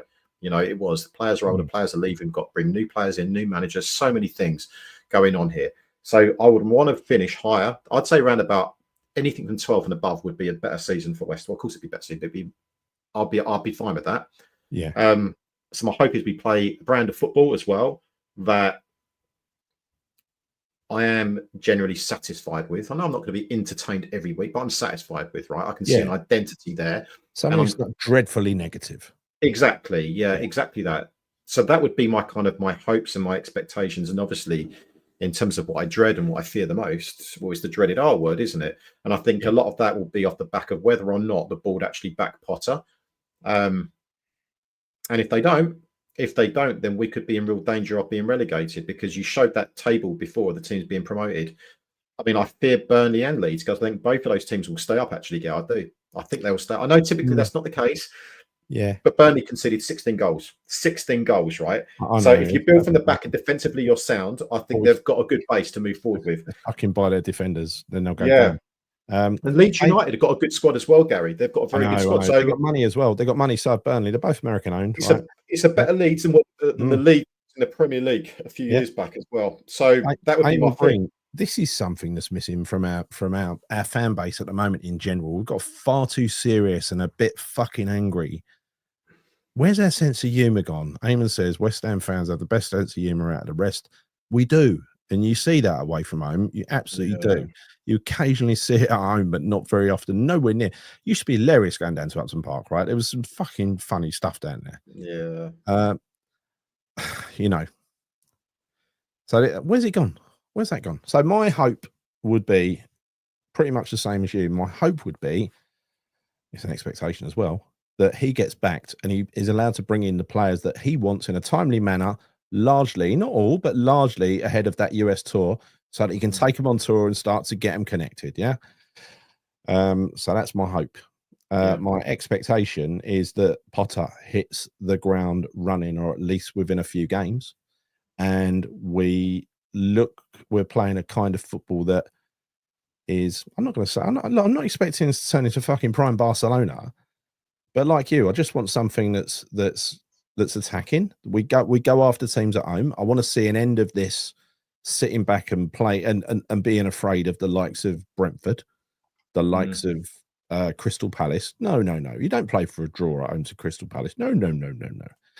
I'll give him the benefit of the doubt in the last one and say didn't have many options, right? But that don't happen going forward. So hope, expectation. My dread is that Sullivan does not back him. I really dread that, and that we just get relegated, because I don't think we're going to have time if he doesn't back him and he doesn't bring in enough players to replace the players who are going. If he tries to swap it mid-season and spend peanuts in the January transfer window with yet another new manager, that new manager is not going to have time to turn it around if we are camped in the bottom three. Not going to happen. So let's go through some. Right, so expectation. Randy wants to have a good window. Reality is Sullivan won't get the window right. That's what we all expect. Yes, I hope Sully goes. I mean, yes, that should have been my number one hope, but definitely should have been. Well done, PB. Expectation, nothing changes. Dread, nothing changes. No. Yes. Right. Okay. What's this? What's this top 10? What? Hope. Expectations. Potter gets it, says Iron Disciple. Potter gets his fair shake and a clean slate. Expectation. Jump into the top 10. I'd like that. Dread. I reckon top 10 would be considered that wouldn't only just be a satisfactory season. That'd be a really good season, top 10. Yeah, totally agree. No signings to help Potter is the dread, like we all dread. It's a common dread. Yeah. Real Simpsons 1. Hope is Europe. That'd be good, wouldn't it? Expected mid-table. And dread a season of Moyes ball via Potter. It's not Moyes ball, but you mean a boring football, yeah? Hope, Sully and Sons and Brady. Yes, that's good enough for me. Anthos. Actually, a real Greek name. Ladamatos. Anthos, Ladamatos. Good name. Ray. Expectation, they back Potter. Dread, if we start the season with little coming in. Another dread of mine is that people are still hungover from this season and they take that anger into next season. We've got to have a clean slate from the fans. No reciting and adding games up from this year and going 2 games in, going, oh, but he's had 20 games now. You know what I mean? Yeah. That's a fear. Right. Players in above 12th, not relegated. Yeah. Top 10. Europe would be nice. Reality 12th and 14th. Hopefully better football. Hope Sullivan gets what's coming to him. God, fucking hell, yeah. Yeah. I wish that was an expectation as well. I will decide when I see new signs. Oh, no, Trodge. Get off the pot. Come on. Neil Fitzhammer. Expectation finishing 14th to 16th. Dread relegation dogfight. Yeah. I think we're all saying pretty much the same thing, aren't we, really? They are. It's very common. Let's try and find people who said something a bit different. A style of football that is pleasing to the eye. See, pleasing to the eye is a bit of it's a bit too high a bar for me. I don't care about that. Just want attacking football. That's all I want. Yeah. I don't want it to be boring. Pleasing to the eye suggests like, are we going to have, amazing, beautiful through balls from some creative genius in midfield, great interplay, movement all over the pitch. I don't really care about that. Just a bit more exciting. A bit more exciting at attacking times. football. Even if it's get down the wings and get crosses into the big man up front who's going to fucking fire it into the corner, that's fine, as long as we've got the big man up front. Gary, I want 90s football back again. That's what I want. I want 90s football. That's my hope. That is my hope. Expectation relegated. Come on, man. No. Yeah. Hope Potter gets a decent chance. Expectation. Temp dread that we don't improve. So no Desmonds either way. First game, few scouts, right? I'm just trying to find something. Help me out here, Chris. Come on. Find some. Oh, are you looking for some if there's any expectation of Champions League or something? Yeah. Yeah. Yeah. I mean, I've been looking at the comments, to be fair. I think most people are saying the same thing. Win an FA Cup. Sorry, by the way, Kat said earlier that they've been discussing that thing in Liverpool, but you got to bear in mind what we do with these comments, right? We just talk to each other looking at the screen, usually looking at ourselves or each other, right, on the screen. And then we look at the comments like that. And then if it's already been discussed, we ain't going to see it, right? It's hard to keep up with it. It really is. Yeah. Whilst I'm listening to you and trying to look at the comments, but yeah, no, I heard something about it, but I didn't really know that much about it. So yeah, I mean, it's horrific. I mean, it's disgusting, isn't it? It really, really is. We'll finish higher than this season. The weaknesses are so obvious, it'd be easy to address. Yeah, I agree. Skeptic. Right. Let's just let me ask you a question, actually. Right. Go on and ask me a question. Just thinking about this, right? So yeah, would you accept a 14th place finish next season? Okay. I apologise. Yeah. A 14th place finish next season with the kind of proviso that we are playing football, more entertaining, a bit more exciting. Would you accept that as being a good season next year if we finish 14th? But you actually got a brand of football that you identify with as well. Have your hands off. Yeah. It's funny, isn't it? Yeah. I know. Yeah. No, just interested really, because I think the bit I like about Potter is that we're not being embarrassed every fucking week by getting spanked by teams. It just doesn't happen anymore, does it? No, we're not. It's more the entertainment level, isn't it? What people are mostly aggrieved with, I think. You remember when he came in? You remember when he came in and we were just fresh off of getting dumped by Liverpool and Man City every fucking week. And last season with Moyes, we conceded 4s and 5s so many times, just used to getting thumped. Yeah. And one of the things I asked when he came in was that we could just compete, right? We could just compete. And by that, I meant not get fucking stuffed all the time and embarrassed. I don't want to see us 5-0 down at half time against like Arsenal and have them take their best players off on 60 minutes. That's embarrassing. It's like we haven't competed in that game because we hadn't.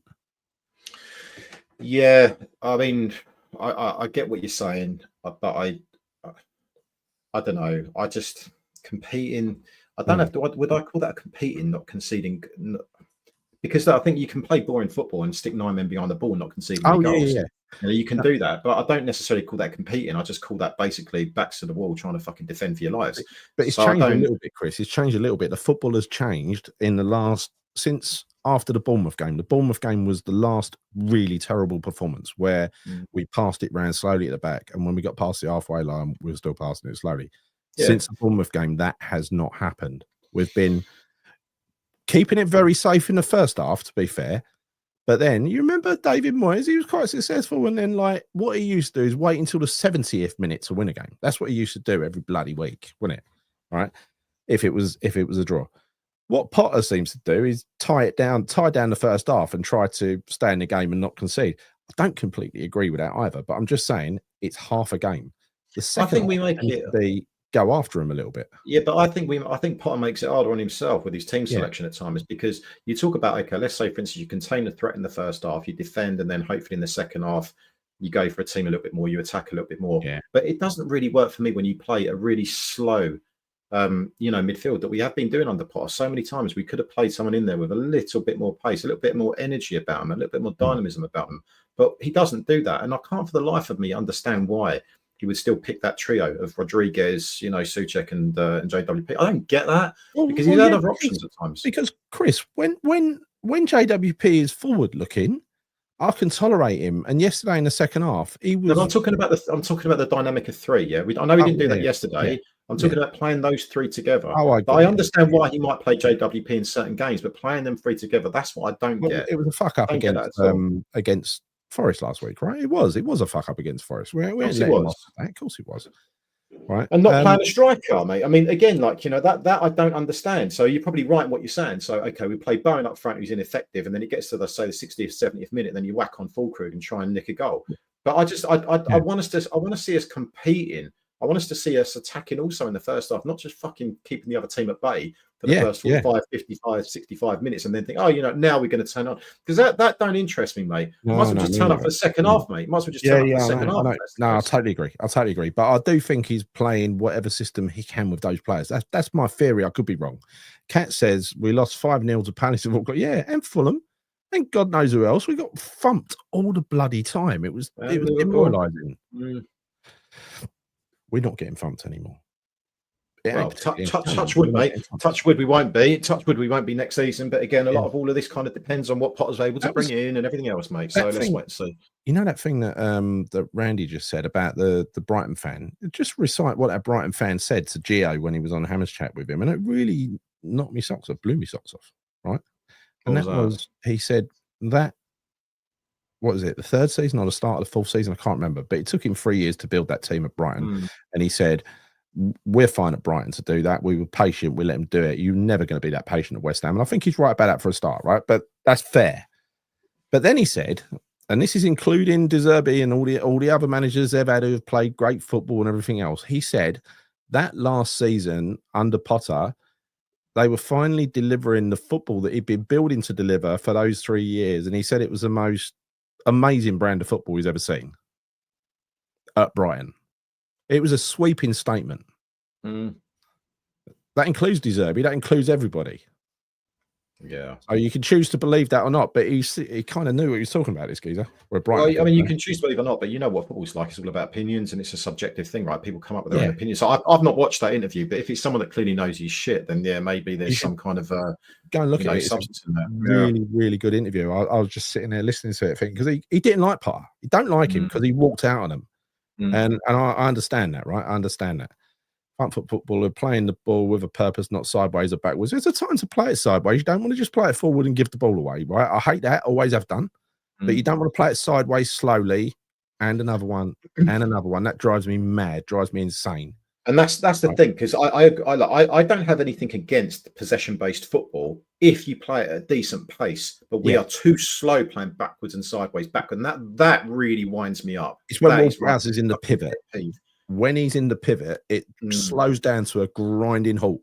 Yeah, it does. It really does, mate. So yeah, we need to move that ball quicker, mate. Honestly, against Forest, it was just awful. Polar opposites, mate. I mean, you could see the way they were moving that ball so quickly. Runners off the ball, everything, mate. We just couldn't keep up with them. Embarrassing. Absolutely embarrassing. No, absolutely right. So by the way, people, if you haven't subscribed to this channel yet, please would you subscribe to the Bobby Moore Stand here on YouTube? Please go on. You know you want to. Give us a like. Give the video a like, please. Go on. Hit the bell notification icon. So, yeah, Brighton were playing some beautiful football by the time he left. Some beautiful stuff. So this is the thing. We know that the first 3 years, if you look at it statistically, the style of football he played was a bit boring. But for that little period where he delivered his objective, which he then moved on to Chelsea, where he didn't have his fucking players. Then he moves on to us, where he ain't got his players.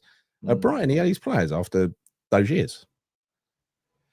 If we carry on into a whole season like we played most of the season, we need to hope the 3 coming up are going to be really bad again. I don't think we will. It's a new season, new players, new attitude. I want to see a completely different attitude. And what I want as well, Chris, another thing I hope for, is that we get in some players that we can relate to as fans.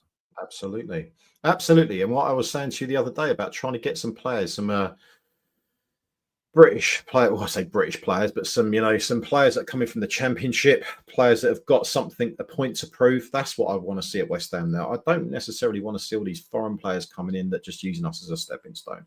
I'm tired of them, mate. I'm so tired of it. I don't want the big names. If it means we ain't going to get the 50, 60 million pound players and we're going to identify some talent just like Brighton and Bournemouth and everyone else, good. Bring them in. Yeah, look, I mean, you look at what I mean, some of those teams are done. You know, Brighton, Bournemouth. Some of the foreign players they've brought in as well have been fucking amazing. Crystal Palace, another team that really switched on with the recruitment. But again, a lot of the players at Crystal Palace signed, we were linked with as well, Gary. But we never went after. We never actually bothered trying to push it through.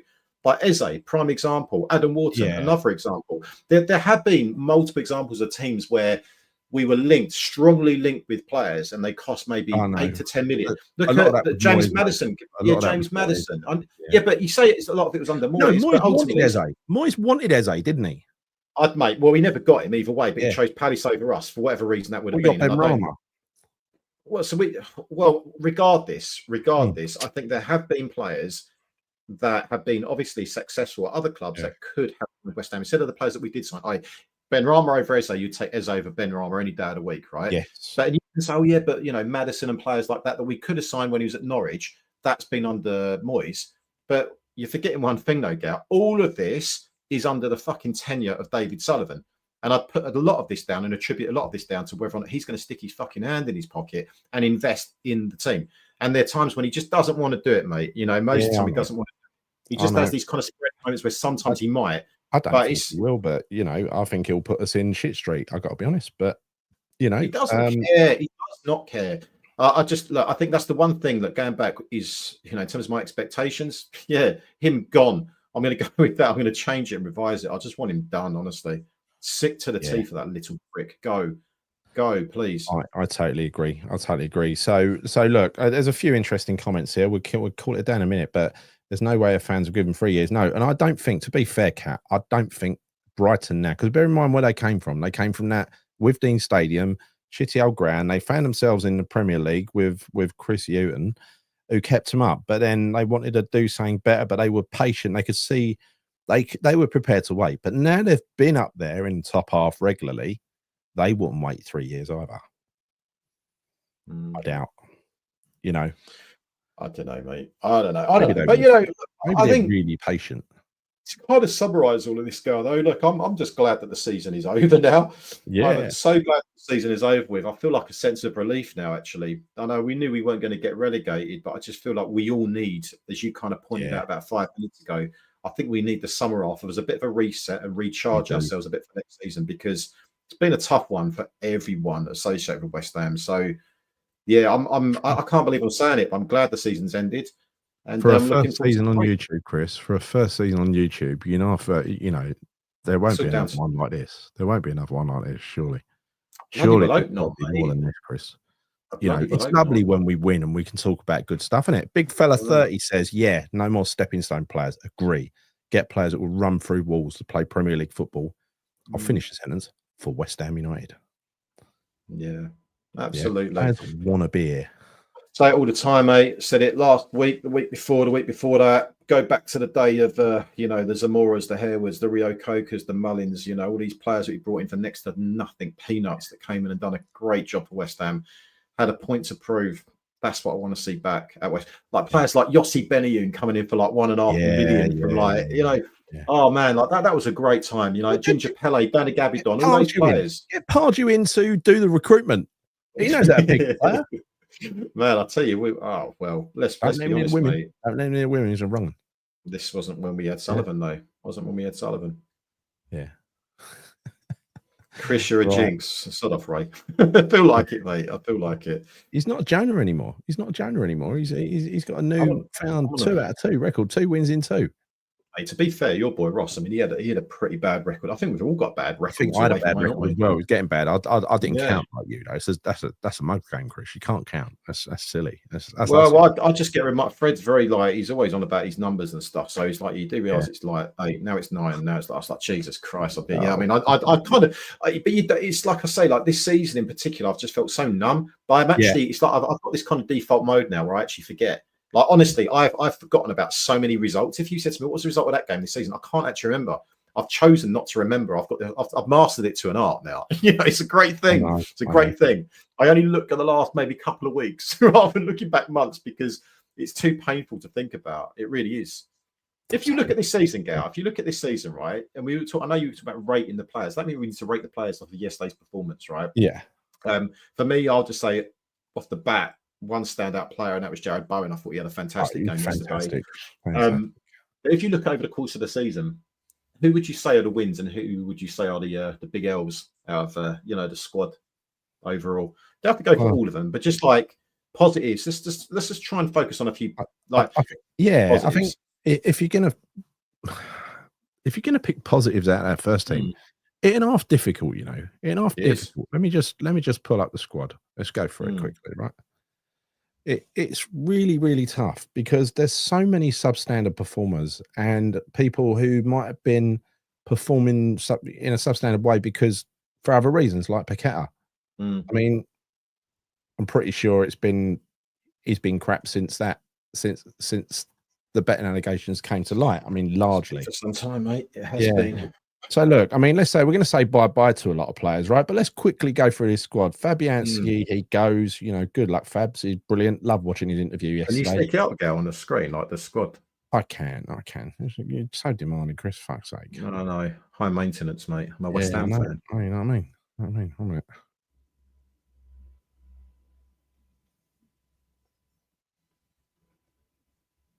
Yeah, like Ray Kitson and Hartson. The days of having players like that at West Ham. So it's a big bye to Fabs. What did you see his interview after the game yesterday? I did. Yeah, I watched them all, mate. Yeah, it was lovely. He comes across a lovely bloke. You see, he loves living in the area. He's going to stay there. He's found his home. I wonder what's going to happen to some of these players, where they're going to end up. Yeah. Areola, he was fits and starts. He made some amazing saves. Gary, you're not sharing anything, mate. I can just see space right now. What? I can just see space. For fuck's sake. Yeah. Bear with me, people. Hold on. Stop screen. It's a bloody right. Yeah, pace and power in midfield, Dave Walker. I absolutely agree. Fast transition, solid defence. I mean that's like the holy grail, isn't it, for West Ham? I think if we can get that right, it could be a totally different type of football that we're seeing. Can you see that? No, I can just see space, mate. Why is it not sharing? For fuck's sake. I can see it on the screen in front of me, but you can't. Don't know. If anyone in the chat can tell me if they can see something, but I can't. Can you see that? I can't. No. Oh, Dave can see it. It's all right. It's you, Chris. Really? How the fuck can I see it? See? That's bollocks. That's not fair. Hold up a minute. Cat can see it as well. Everyone can see it, but you. Right. I'm not having this. You're winding me up. None of you can see it. You're just saying it, aren't you? So Cresswell, the sharpest haircut in football. Claire's favourite. I think Claire's daughter's favourite as well. Casey. Yeah. Great player, great servant. 11 years. Really beautiful moment when he came on yesterday. He went out to Milton to get the applause from all around the ground. That was fantastic. Tearjerker. That was. Loved it. They had to push him forward, didn't they? It's quite funny. It's like the players are a bit embarrassed to kind of go forward and take the accolades. I noticed that. Fabianski, to be fair, he was taking it in. Cresswell didn't want to do it. He was kind of like, he was quite reserved, staying back. I don't know, someone picked him up. It might have been Kilman. Someone picked him up and just shoved him forward and say, come on, take the applause, you know. No, by the way, I can't see you. Can everyone else see Chris? No, I've just taken myself off for a second. Oh, right. What have you done that for? Right. Because I'm blowing my nose and no one wants to see me wiping my nose. Zuma is going, obviously, by my Kurt. He was a, good servant until the last season when he just couldn't play anymore. Vlad is off again. Wonderful interview with him and Souček. If you see it on West Ham, WHUFC.com. Really good, those two guys. They're going to miss each other. Bodjar, Chris has turned his camera off for some reason. Konstantinos Mavropanos has had look, he ain't had an awful season, but it's been mistake-ridden. Come on, mate. What are you when he had an awful season? He was all right yesterday. He was the pick of the defenders yesterday. Yeah, maybe he was, but bloody hell, if you can't say he's an okay season, he's been awful this season, Gal. He has. We dreaded him coming on.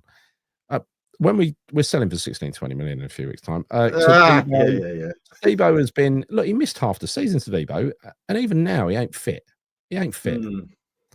So he's got to come back next season and prove to me that he wants this and be really, really fit, really match fit.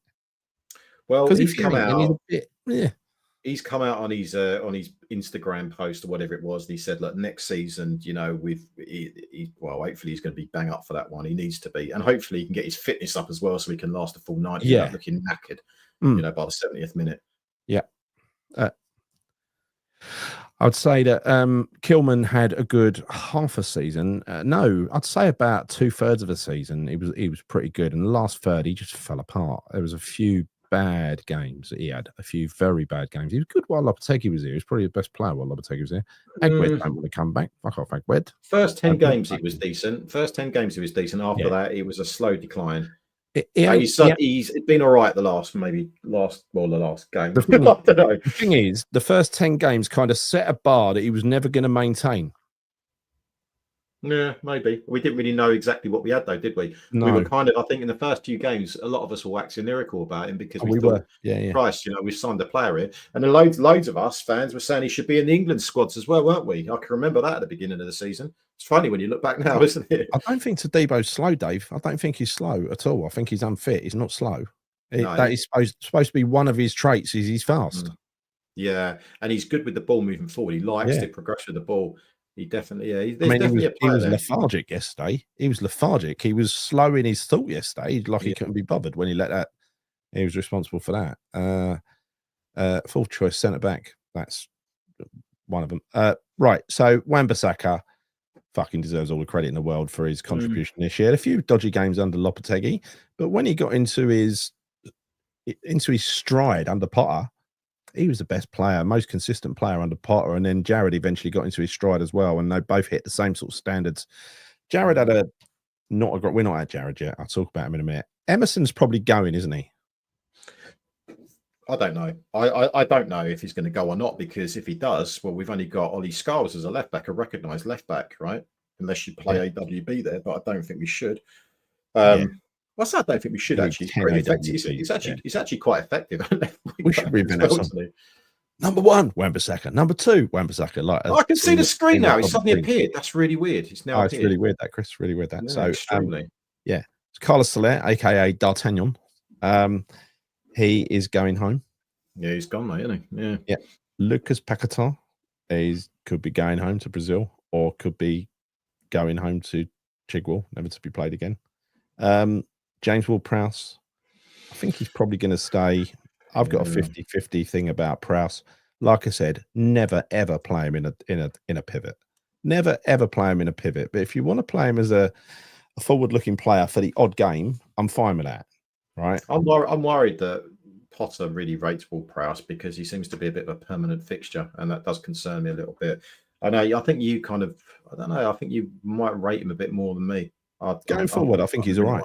I think he's all right going forward. I think there would be better options going forward than James Ward-Prowse. Definitely. So for me, I don't think he should be someone that should be starting week in, week out for West Ham. I don't want him. I want someone who's a bit more energetic, a bit more stronger. Chris, Mav was the best player on the pitch at Wembley against England. Yeah, I don't give a shit. He's shit. I don't like it. I don't want him at West Ham. Yeah. And he ain't worth 16 million. Sorry. I think he goes back to Italy.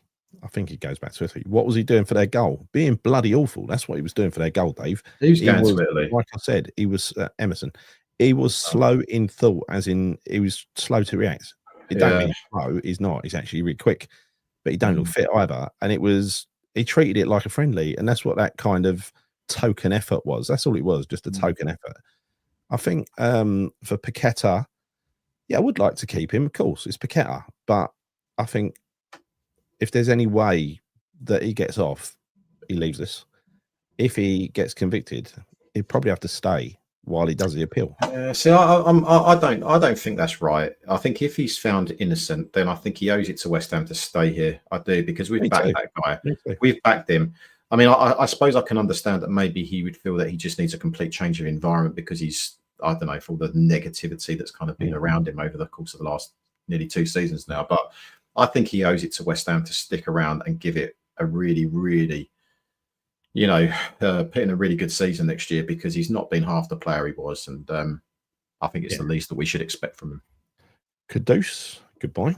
Oh, honestly, I'll take if we can get anything circa 60 million upwards for Kudus, and take it now, because his attitude, I just don't think it really. I think he stinks. It really does. Alvarez. Now, listen, I'm in 2 minds over him. I heard recently, because it depends what translation you listen to, and I said a little while ago that he'd said he deserves something better, as in he could play for a bigger club, and it's kind of what he said. But what he meant was, his actual words were, he can play at a level above where he's been playing. In other words, he was having a go at himself.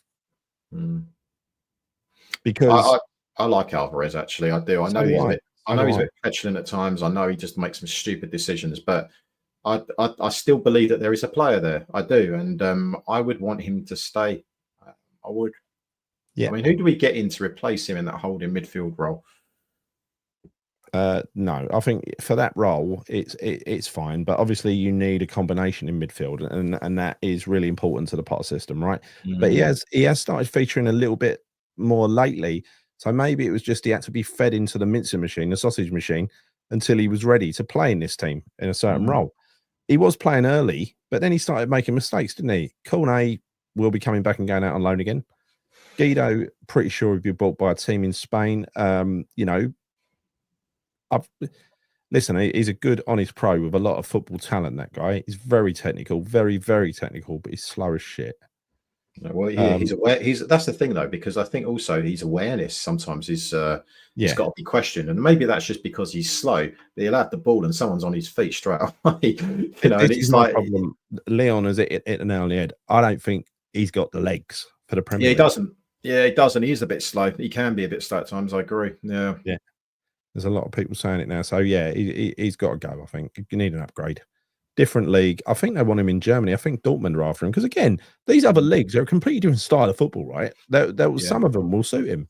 He was perfect in the Dutch league, wasn't he? He was brilliant for Ajax. Gary, prime example. Yeah, you seen the season that Scott McTominay's had in Italy? Christ, amazing, unbelievable. Light.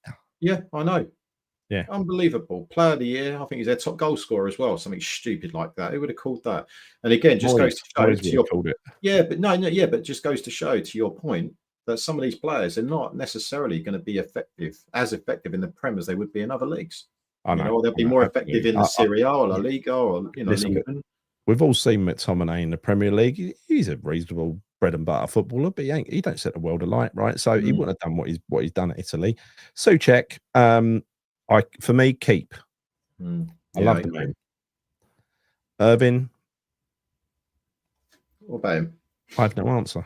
Oh, Andy Irvin. Yeah, just keep him in there, mate. I like him. Yeah, I like Andy Irvin. Yeah, keep him in there. He's committed down here. Just because he's Andy Irvin, we've got some songs. Yeah, we've got good songs for him, so I want him in the squad. Yeah, he's not. Well, that's important. That's the important thing. Crescencio Somerville's got to stay.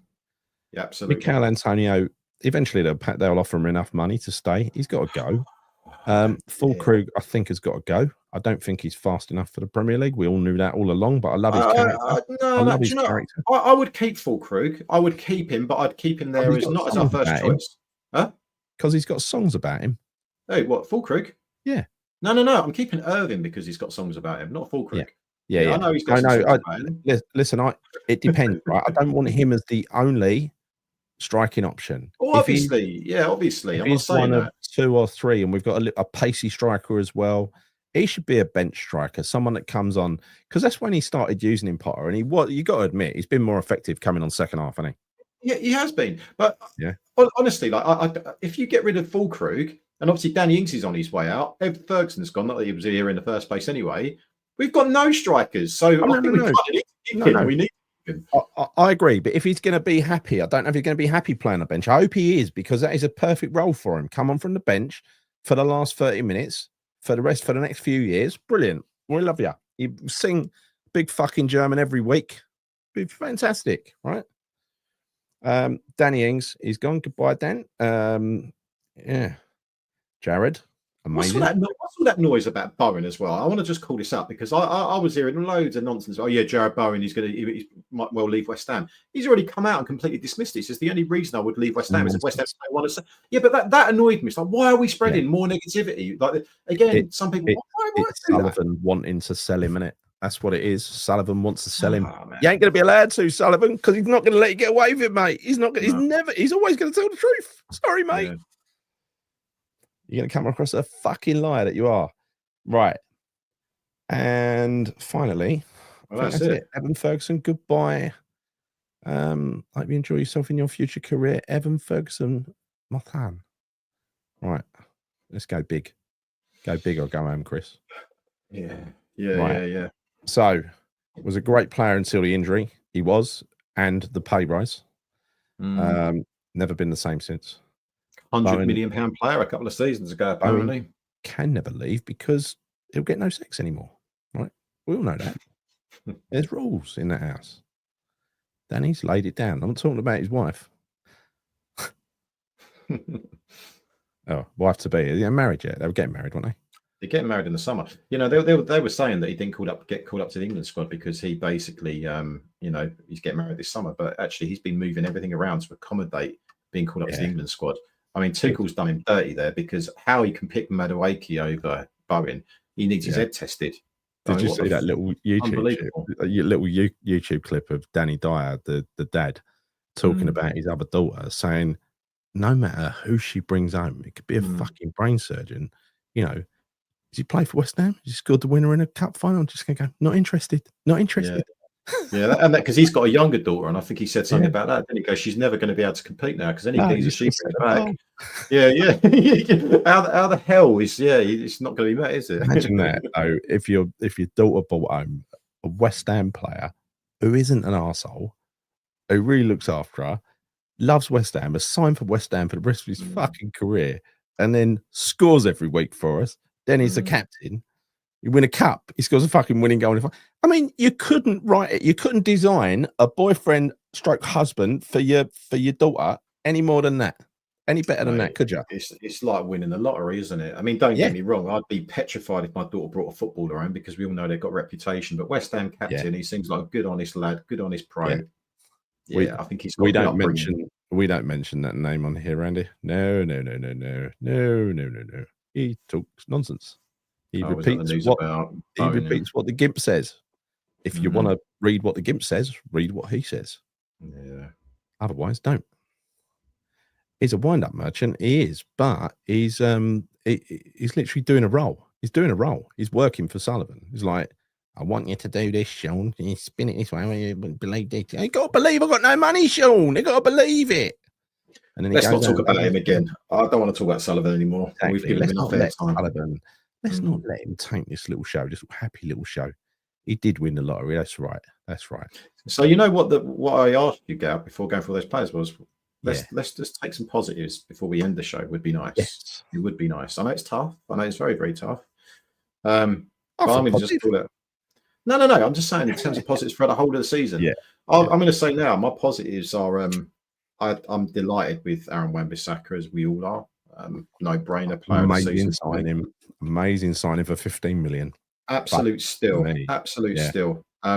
And obviously Bowen as well. I think he's had a good season. Yeah. Another positive for me, and I think the other positive is that the season has now ended. That's the biggest positive of all, isn't it? I know it sounds bad, but that's the positive for me. So at least now we didn't get relegated, and we can all now take some time out, refresh, recharge, and go again because we season rating 1 to 10. To be honest, when you consider all the aspects, all the things like not just the football, but the atmosphere, the anger, the Lopetegui, the whole fucking season, I'm going to struggle to get above a 1. And it ain't just about finishing 14th in the football. It's about the whole picture. It's been a shambles. And you cannot, 14th or not, the owner cannot get any fucking credit for this mess that he's made this season. Totally on him. Totally. What do you mean the owner can't get any credit? There is no credit to give. No, but what I'm saying is above 1 would be giving him credit. That's what I'm saying. Yeah, no, you're right. I mean, 1. Bloody hell. I mean, there are individuals like they've said here, like Jared Bowen. Martin says, like we said all the way through this show. Jared Bowen, AWB, Souček, people like that. Other people who have had some good games every now and then, who you would give decent scores to. But there's been a lot of players who you'd be scoring 2 or 3 for the whole season, right? I mean, let's be honest. Oh yeah, no, I definitely agree with you. I don't know if we did like a season prediction at the start of this season. I don't think we did we? From recollection, I don't think we did. But I do believe. It might have been off the record. I think we did, and I think my expectations were 8th, maybe even higher than that. I was getting a little bit overly optimistic about that window, and I think that I did. I might have even said 7th European football. What a muppet! Honestly, what a muppet! I probably did the same. Probably went 14th because I'm really good at predictions. Oh, equal sure. And so on that basis, I will say I would also go with I'm going to give it a 2. And do you know what those 2 are for, Gal? One's for Aaron Wan-Bissaka and the other one's for Jarrod Bowen. No, I'll give it a 3, and the other one's for Souček. I'm going to give it a 3 out of 10 for the season. That's my rating. That's fair. Yeah. So look, I think we're done. Look, this has been our first season on the Bobby Moore stand, our first full season. It's been a really crappy football season, but it's been fun to run a channel, even though it's been a bit miserable at times. It's been real fun. Thank you everybody for all your lovely comments over the season. I think we're gonna have some time off of live shows now, quite a while. We will do solo shows when there's big news to report. In a few weeks' time, when the transfer window opens, we'll start doing the quite regular solo shows, doing transfer news and all the bullshit that comes out. Yeah, gonna feed that bullshit to you. Gonna spoon feed it to you. But as of now, I think for the next 3 weeks, we're gonna do no videos at all. Right? None. We have got some plans to do some new things, some quite sexy things that I think you're gonna find quite nice. But I hope you've enjoyed what we've put together. We enjoyed doing it. You seem to enjoy watching it, so that's good. Thanks to Claire, mean Claire. Don't stop being mean, Claire. That was for being a ever-present mod, and to Bodger, to Matt for our not so ever-present mod, but still present quite a lot. So thank you both. It's been brilliant keeping the order. It's been a good team in the chat, right? It's keeping the chat a nice place to be is really important for a community, right? Oh, it is. Yeah, definitely. Yeah. It's been a real good team effort. And I think, honestly, just to add to everything you just said there, I'd appreciate all of the nice comments this season.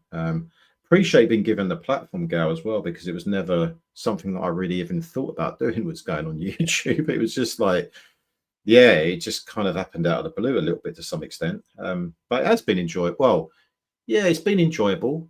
It's been emotional. It's definitely been emotional. My emotions have been up and down. And there are times when it's so damn hard to jump on and do lives because you're physically knackered and work, obviously overtakes so many things in your life. But I think actually this, for me, if I look at it, has been a bit of escapism as well. A bit of escapism. Definitely. The escapism that I typically look for when I go to a game, or I used to go to a game at the weekend. When you want to escape a really crappy hard week at work. I haven't really had that escapism by going to West Ham. So this has been for me. It has been for me as well. Yeah. You kind of dread doing the show because you can't think of talking about football again because you've just been to the game. But then by the time you finish doing the show, you're actually quite happy, quite cheerful again. So it's worked for me that way as well. So, but yeah, thanks everybody. Really, really appreciate it. Please, if you haven't subscribed, please subscribe.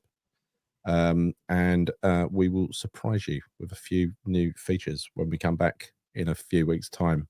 More than I'm excited about this as well. Actually, I'm excited for the channel going into next season. I am, because obviously a lot of what we've spoken about we haven't shared with anyone else. But I think next season is going to be a really interesting one. It's going to be good fun. It's going to be real good fun. So I look forward to seeing you all soon as well. Yeah, really do. It's been emotional. It has. It has indeed. It has indeed. And what I'm going to do, a very fitting end. I'm going to play Canning Town Len. Go to canningtownlen.com for all your Canning Town Len merchandise, all your paintings and stuff. Loads on the wall over here, black line and everything. Right. Well, I don't care. Chaz and Dave favourite, because he doesn't care. Davey Sullivan doesn't care, and he features heavily in this video. That's the last time I'm going to mention him. By the way, pre-seasons kicks off in 6 weeks today, just so as you know. All right. So until next time, see you soon. Come on, you irons. Have a good summer. See you, everybody. Hey, Goldie, what's on today's to-do list? Why, it's match day, Dave. Are you hoping for a full house tonight? Not too fast. As long as we sell all the tickets. I don't care, I don't care, I don't care if you come down here. Make more money from the tourists here, so I don't care if you come down here. Nathan Bellevic's got a boy for the night. His ex-missus said you better try a kiddie right. Buys a kid a ticket and a burger and a Sprite. Got a train home, 200 if you like. Cause I don't care, I don't care, I don't care if you come down here. Cause you make more money for the tourists here, so I don't give a monkey if you come down here. Stop from where the pocket took a bully in the water. Never lost a rumble but it can't get sore. Climbs more stairs than they did before. What's his old seat, he's got to pay more. Cause I don't care, I don't care, I don't care if you come down here. Cause you make more money for a tourist here. So we don't give a monkeys if you come down here. Because the cabbie only goes to football with his wife. He did it as a kid and he's done it all his life. But he don't get a winter fuel allowance anymore. So we're gonna sell his ticket to a bloke for Singapore. I don't care, I don't care, I don't care if you come down here. Cause you make more money for the tourists here. But we don't give a monkeys if you're here next year. I don't care, I don't care, I don't care if you come down here. Cause you make more money for the tourists here. And I don't care if you come down here.